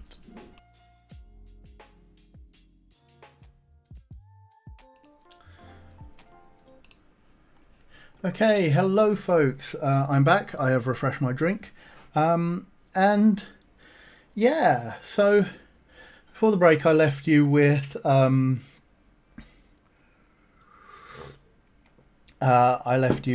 this exercise that we were working on. So we had a list of particularly Lovecraftian, but cosmic horror. I mean, a lot of these things are general horror ideas, and left you to come up with a poem as the final work for this. So you all got to see me writing this in real time, but I will just read out. I don't think it quite went where I wanted it to, but I do think it does showcase some of the things that we were talking about earlier, and builds on some of those ideas. I probably did set myself a task a little too far by trying to make it into paired couplets. Sorry, Raleigh, I wanted to participate, didn't fall asleep. Popping on Discord. Oh, thank you very much, Raleigh, for those kind words of support. No, Sehawk, don't worry about not aiming for Lovecraft. We were aiming for a horror poem in general. Yes, feel free to have done it in your native language. I'm not expecting it in English. What I'm trying to do here is to give you ideas and to give you hooks and points on which to build, because often when people want to write poetry or want to approach the subject, they don't necessarily know where to start, and hopefully I've given you some ideas and some building blocks with which to work with in order to move forward, or to just something to work on as you get a chance. So I decided to pick the two options of Lost Cities and Colour Leeching, and so I ended up with: upon a lofty mountain crown, where the air is weak, stands a faded citadel of temporal deceit. Tempting trails of greed periodically do leak, bringing sages and such hunters hither so to treat. At a veined altar that grasps a pallid stone, beseeching without words for just a simple touch, a longing long concealed in thoughts of ash and bone, whispers of lost lore that will not cost that much. So yeah, there we go. Kind of like a 20-minute 8-line piece. Yeah, I'm reasonably happy with that. Obviously, the scansion needs working on. If we were looking at this as a proper form poem, we would want to make sure that line length and syllables matched up, because obviously then you've got the rhythm and the cadence that is building towards evoking the symbol scene. And I'd want to up the imagery. Like those last bits I don't think quite got the don't quite fully get the idea of this altar wanting to steal the colour from those who have come to treasure hunt. But it is definitely something. I think there's actually a really nice idea in here, and maybe it's something I will work on at a later date. So let's see what you folks have come up with. Let me move this. Come on, Discord, don't play up. Oh wow! A lot of you have sent me things. Okay, I am not promising to read everything. As I say, I've only got I've only got half an hour, so apologies if I don't read yours out on stream. but I will try and read all of them at my things. Flu Loops, what is this? We are at the end of a creative writing workshop on horror poetry, and we are just about to hear from some of the contributions that folks in chat have come up with. On screen, you can see my attempt at the ideas of distilling the ideas of the workshop, and the VOD will be available both on Twitch and then on our YouTube channel at a later date. So, as I say, I've got about half an hour before I need to close the stream, so let's crack on. So, our first one.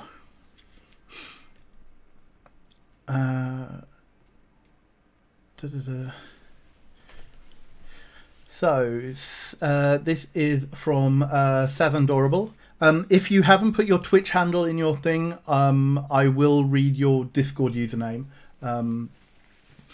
as such, unless you really don't want me to credit, in which case send me a note. Okay, this isn't regarding this piece we were just done, but it was the last one about the scary about the animal. So I will just read that since Sazandorable got it in. I have not seen it, but I hear it at night under the floorboards, in the walls, in the holes. I pick up everything I love and lock it up, but it can get under the doors, in the cupboards, in the boxes, and I lie awake, curled under my flimsy bedsheets, holding my toes. Nice. Let me just check this. What did I get here? Okay, right, those are...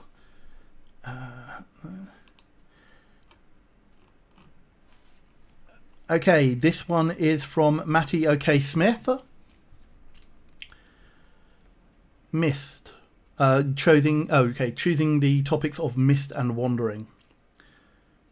Soul ache, soul ache, soul ache. Wander, hobble, stop and squint. My feet are bare on barren earth. I cannot stop, I cannot see. Fingertips twitch, bones wince, lips hard and breathing. I stagger forward and away, air thick and body clotted.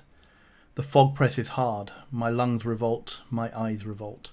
My feet endure and blister, I must not stop, I cannot see. There is a darkness behind the mist. It looms and breathes and jeers and hides. It does not stop. And it can see. Nice.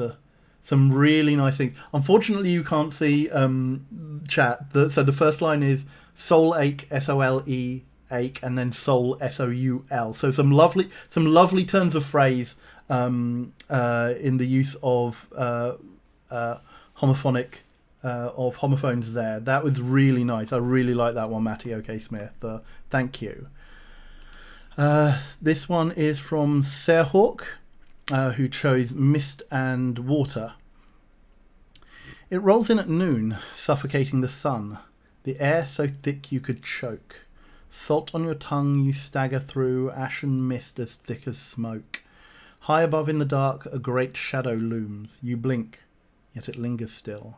The shadow grows and grows as the world around you darkens, and you let out a strangled cry, shrill. See, the shadow is cast by a behemoth, a beast of the sea, not the sky. Impossible to comprehend, yet you recognize its soaring bulk and haunting cry. Your breath comes faster now, but your lungs take no air.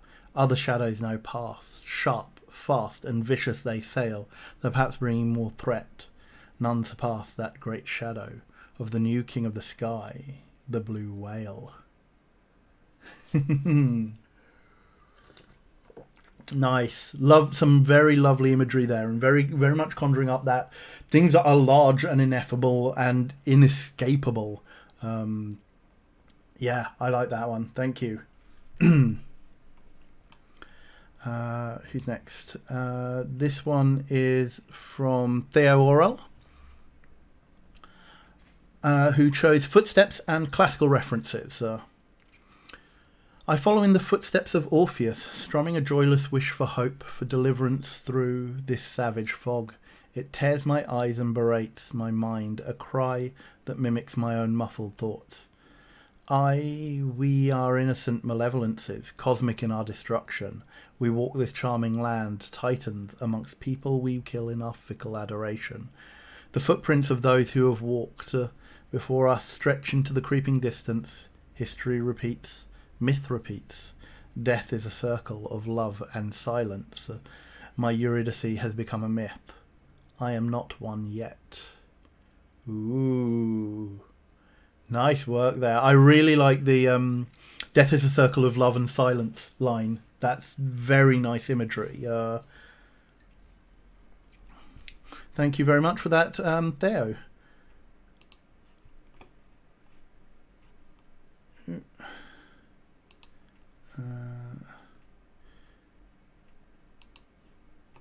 This one is from Niblick 3. So, incorporating noises and inevitability. The twisting gate of morning swings wide, sunlight floods my threshold, but nothing penetrates this dark curtain of loneliness, my barricade. I gaze out on the world of voids. The birds do not sing. The empty echoes of church bell long dead reverberate through me. The birds do not sing. The silent hitch of my own breath, my only companion. Even the susurration of the wind has ceased. Here at the end of all things end. All things but me. Interesting. Yeah, love the repetition on that. Very. It works really well. And that last little bit of that all things end, all things but me. Yeah, and you don't know how to read that. Is that hopeful? Is that despair? It's a really nice dichotomy that you're left with after that kind of like creeping dread. And we're seeing a lot of these examples of like the dread is coming up on you. Oh, thank you very much. Broccoli Boy says, this is giving me so much inspiration to start writing horror project. I'm glad. I'm really glad if you feel that way.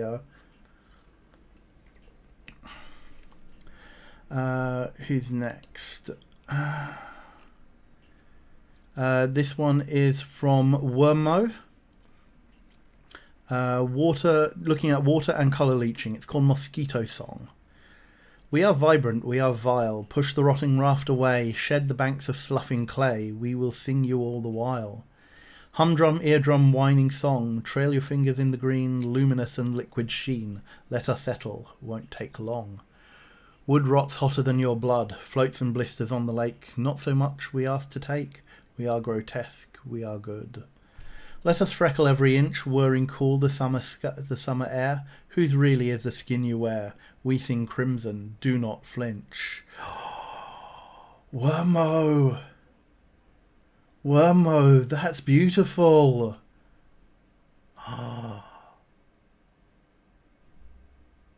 Yes.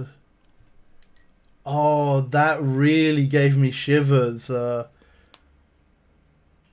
Really good.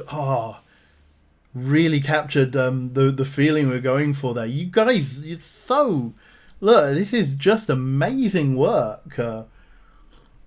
Remember, like this is 20 minutes work, folks. These are just fantastic. Who we got? This is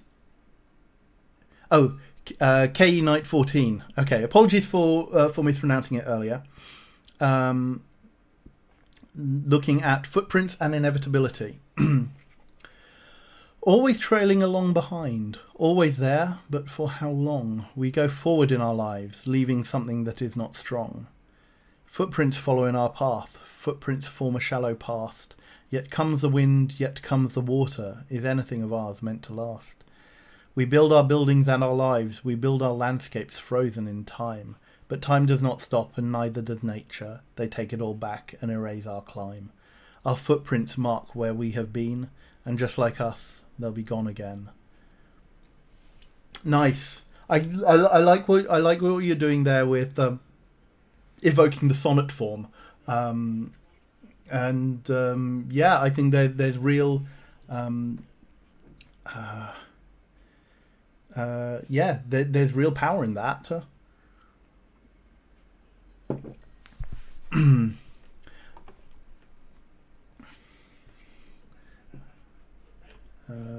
Just going back through chat a little bit.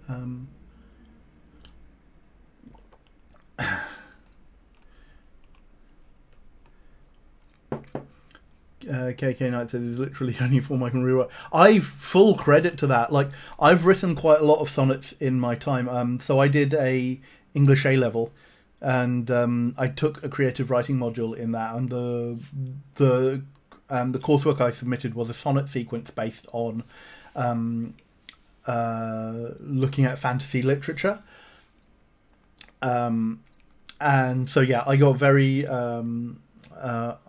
familiar with writing sonnets, and I got very sick of writing sonnets as well and maintaining sonnet style. But it is definitely a form I have come back to periodically.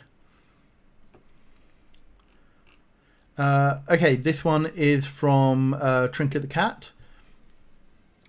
It watches, waiting for the opportune moment, following you in every window and reflection, copying you so perfectly no one knows it's not the same. It hungers, consuming you its only thought, yearning for the life it watches you living. It knows one day you will slip up, and it is patient. It feasts as it always does when you stare into its eyes too long, and no one hears you screaming from the mirror. Nice.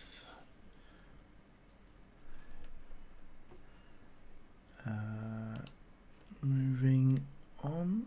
This one is from Malevolent Mango.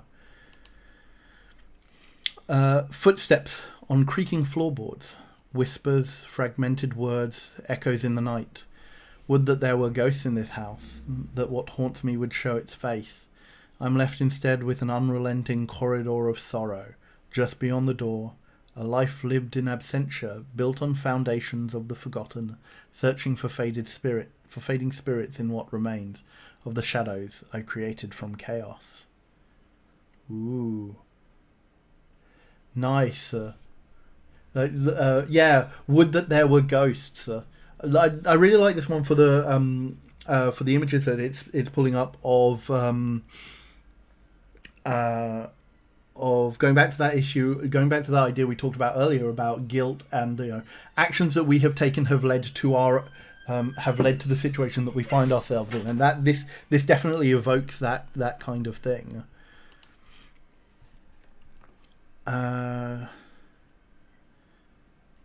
So this is about Sculpture and Water from Campbell MC. The sculpture was nested among crumpled newspapers and little scraps of stationery. Sorry, I'll start that again. The sculpture was nested amongst crumpled newspapers and little scraps of stationery. No one knew why it had been sent. No one knew from where it had arrived. After draining the water from the crate and peeling away the sodden papers, they had found it to be intact. There were no pockmarks, or blemishes, broken bits, or signs of erosion despite the condition of its packaging and means of travel. When they had first unwrapped it, a lady had screamed thinking it a corpse, yet it was stone hard and cool. Someone, perhaps Mrs. James, had the idea to look for dates on the newspapers, and so they had meticulously examined each page. And the water had taken it from them as well, and the ink had run and warped. Some claimed to make out dates, but they made little to no sense. 3 years ago, 17 years ago, next month, 22 years into the future, 1843, 2006. Confused and more than a little disturbed, they argued long into the night about what to do with the thing. It was mentioned by more than a few people how odd it should be that such a large thing would float. Yes, it does tell quite a story, and yeah, there was no push towards form or anything like that. And this is really good. This is a really good example of this is prose poetry. This is something that this very much is on the line between what is prose and what is poetry, and often that line can be quite. That one can be quite good. Yeah, almost a ballad in a sense. Although, if we're talking about if we're talking about bardic form like that, there are also certain strictures that ballads that ballads will ascribe to. Although, obviously, that's. I wonder if that's actually something that we should look at. Bardic form, given like the gaming kind of crossover amongst our audience, because I mean, obviously, things like The Witcher have generated, the earworm of this year. Toss a coin to your Witcher, which Jaskier sings, and it's actually a really, really interesting look at bardic form, in terms of what minstrels would be singing and how you extol the virtues of a hero from that. Moving on. So Sean Sharko, this did make me feel much more confident in what I produce. Thank you for that. Been struggling with feeling not poemy enough. That is fine. Even if the things that you have wrote feel like you could be a stepping stone, and it doesn't have to be stepping stone towards another poem. If you are more comfortable as a prose writer, and you want to turn it into a horror story, go for it. These are all ideas for inspiration. I'm giving you, and I'm hoping that we have showcased that. So who's next? This is Book of Mac, with a working title of Witching Hour, trying to use forgotten cities and classical references. Okay. It all reached a fantastic crescendo in the end, but yet I remained, tracing my way through the labyrinthine town with mind of twine to guide me, and waited under the only light left, a beguiling false heavenly body. But I stood under it nonetheless, basking in the lie of its lambent glow. Not even the stars deigned to acknowledge me, the heavens remained unknowable, as the tenebrous road ahead, impossibly long and sinuous, reflected the pitched sky. But yet I still remained, the last one left. Not even the shadows kept a suspicion of my shape, forgotten by all but the light's sharp memory, a silhouette. Ooh, I love the language in that. Love the language. Yeah, things like tenebrous, labyrinthine, sinuous, like lovely uses of sibilance, and such to generate an effect there. Yeah, light's sharp memory. Great way for a shadow or something like that. This one is from Crafting Entropy. Hallways like bitter brooks, streaming through the house, all lead to the library where history might rouse. Books on shelves, books on tables, stacked words on words on words, each a grain of sand, each the footprint therein, form unstable. Nice. That very much reminds me of, like, let's say, the piece I wrote, the book. Itchy nose again.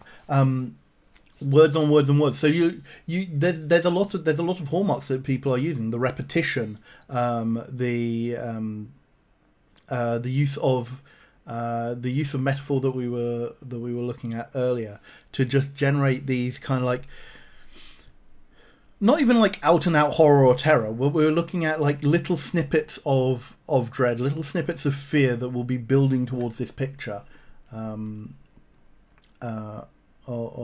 Of a general horror. Okay, I think I've got two more here. This one is from Plum177, who used colour leaching and mirror. The mirror stands alone. A curtain hangs across its face, a shroud of dusk-light covering. Along the hall, faint streaks of colour run, bleeding towards the shape of squatting dark. Silent footsteps move over bleached carpet. A knife-edged slice of light reaches out towards me. I must remove the shroud. One almighty tug and the glass stands free. Droplets of blush pool to my fingertips. The blue of my eyes is cried from me. The green of my dress grows forth, like weeds scramble to enter the mirror. I kneel until at last I am white as bone through and through and through. I fall forward. The mirror stands alone. Oof, really nice. Really nice idea there. There's some really, I mean, great ideas in all of these. Whew. And I think I've got one left. This is from Wolf Prince 1. Okay.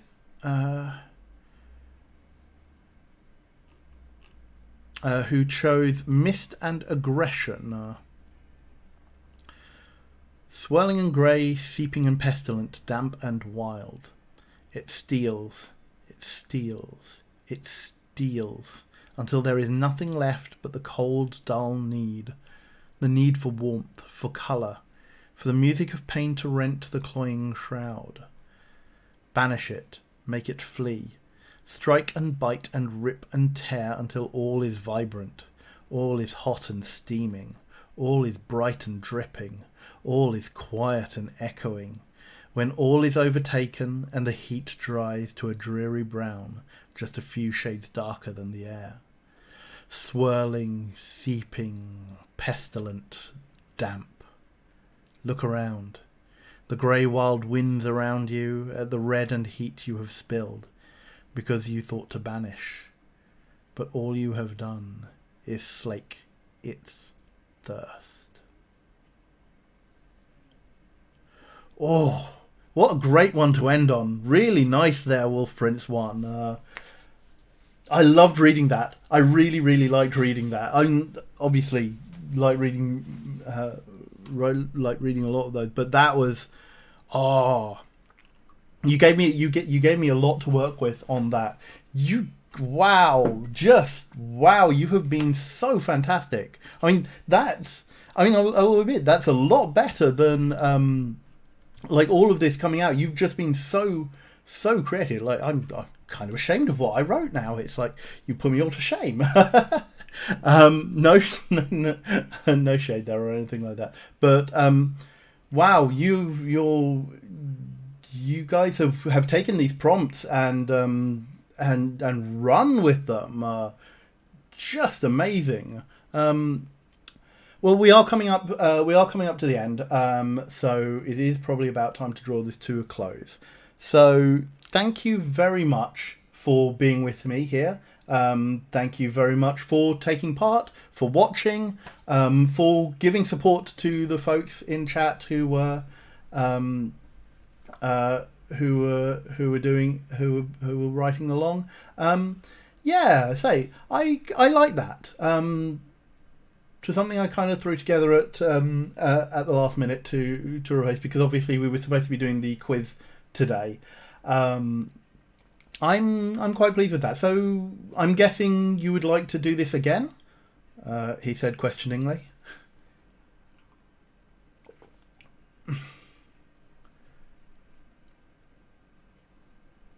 Yes, please. Yes, please. Okay. All right. I will work on doing something for a little bit down the line, and we will see when in the calendar we can get another workshop in. I hope you found that useful. Even if you didn't get your one read out to me, or if you didn't take part this time, I hope you find the ideas in here useful. As I say, I'm not a poetry teacher or anything like that. I'm just giving you a few exercises, a few things that have worked for me.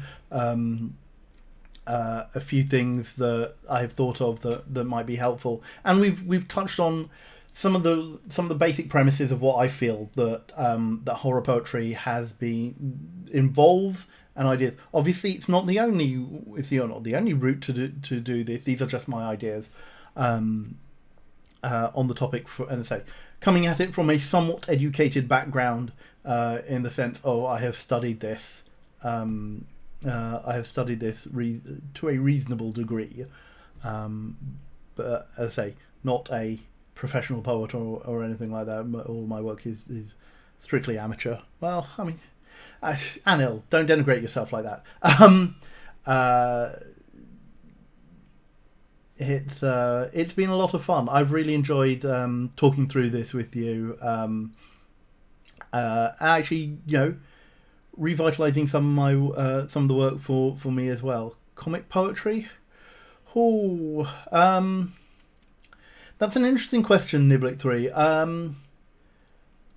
I have to say I don't tend towards the comic, but I will. I think the next topic. Obviously, we've had a couple of instances of dark humor in this. Thank you very much, Ex Libris Crow, for the 100 bits. Oh, and Charlie Fitz for the 100 bits that I missed 18 minutes ago. But what I'll do is maybe the next topic will give more room for comedic interpretations. What was I thinking? So the topic I was thinking about for next time was sci-fi poetry, because it's not. It's a very rich vein. And thank you, Moliatsu, for the 100 bits. Sci-fi poetry might be something, because you can go both serious and comic in that respect, and particularly given Stellar Firma is one of the shows that we put out. It would probably be in keeping with that. Actually, I guess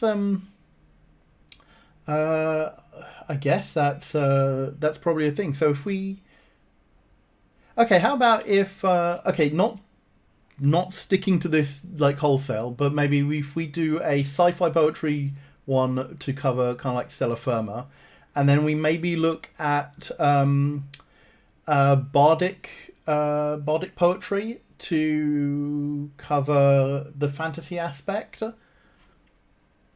That covers the three bases of the shows that we currently put out. Okay, let me make a note of that now, and we will. So sci-fi poetry, because that will, let's say with Stellar Firma, that definitely opens up the comedic propensity, and we will look at bardic. That one I will definitely have to study up on, because I'm not overly familiar with bardic form as a genre, but I will hopefully be better informed about that by the next time we do that. Okay. Thank you so much for everyone who has cheered, subbed, to the channel over this last month. It's been an absolute blast doing all the streams that we offer with you. Hopefully next week Mike will be back. We'll have an internet connection again, and we will be back next Saturday with. Okay, so let me go through the week actually. So next Wednesday, it's me again. I will be doing the Wednesday stream from 5 till probably 7. And I think I'll need to double check, but I think we're going to take a first look at Machinarium. Meta 9, so it looks like I've come in at the end of the writing the usual content. No, it isn't. We are actually we are actually a fairly standard. Well, I say standard. We are actually a games playing channel. So for anyone who doesn't know, this channel is RQ Streams, and we are looking at introduction to gaming, looking to bring people into the world. But every so often we will be doing with like strange experimental things with the Sandbox Sunday slot, and this one was a test to see if we can a creative writing a poetry stream would work. As I say, we've probably got 2 more slotted in as and when I can fit them into the schedule. Thank you very much, Broccoli Boy, for the 100 bits. So yes, schedule next week. Wednesday 5 till 7, probably looking at Machinarium. Next Saturday, all being well, Mike and I will hopefully be back with a look at XCOM. Creative writing streams are a thing, but they get this many viewers. Oh wow! Thank you for saying so. Meta 9. So yes, stay tuned. Stay tuned to the channel. Follow us on Twitter at the Rusty Quill, and you'll find out more when we are doing more creative writing. Join our Discord as well if you want to find out more about this community. Thank you very much. And at the end there, Ex Libris Crow giving a sub to Parky Snail 321, and thank you very much for 69 bits from Wonder Woman. I'll say In theory, next Saturday slot is me and Mike doing XCOM with some potentially bonus information, secrets coming out there. Oh wow, Molietsu giving out a sub to where is that? Who gifted Melon K with a sub there. Thank you very much. Yes, secrets. Fingers crossed that all goes ahead, because part of it is dependent on Mike being able to join me. And if that works, then next Sunday, then we will hopefully do the quiz. But as I say, next week is a bit up in the air. So follow us on Twitter, follow us on the Discord, or on Facebook, or you can follow me directly at Goody Gumdrop on Twitter, and you will find out you'll find out more information, like the latest info, that way. What we should do is bully Mike on Twitter to get it together. No, because part of the reason is that he is waiting for the engineers to install his internet connection, which is not something he can control, unfortunately. And in these times, fingers crossed that they can install it this week. But yes, we bully the engineers. Yes, that's probably the right people. So yes, it is out of his hands. So thank you very much for watching. Thank you very much for being here, for being so supportive of both me on the community as a whole. Support us here, support us on Patreon, follow us on Twitter. You can find out more information about all the things we're doing at www.rustyquill.com. And I think that's probably enough from me. So I will say goodbye, and hope you all have a great rest of weekend. And I will see you soon, folks. Take care. There we go.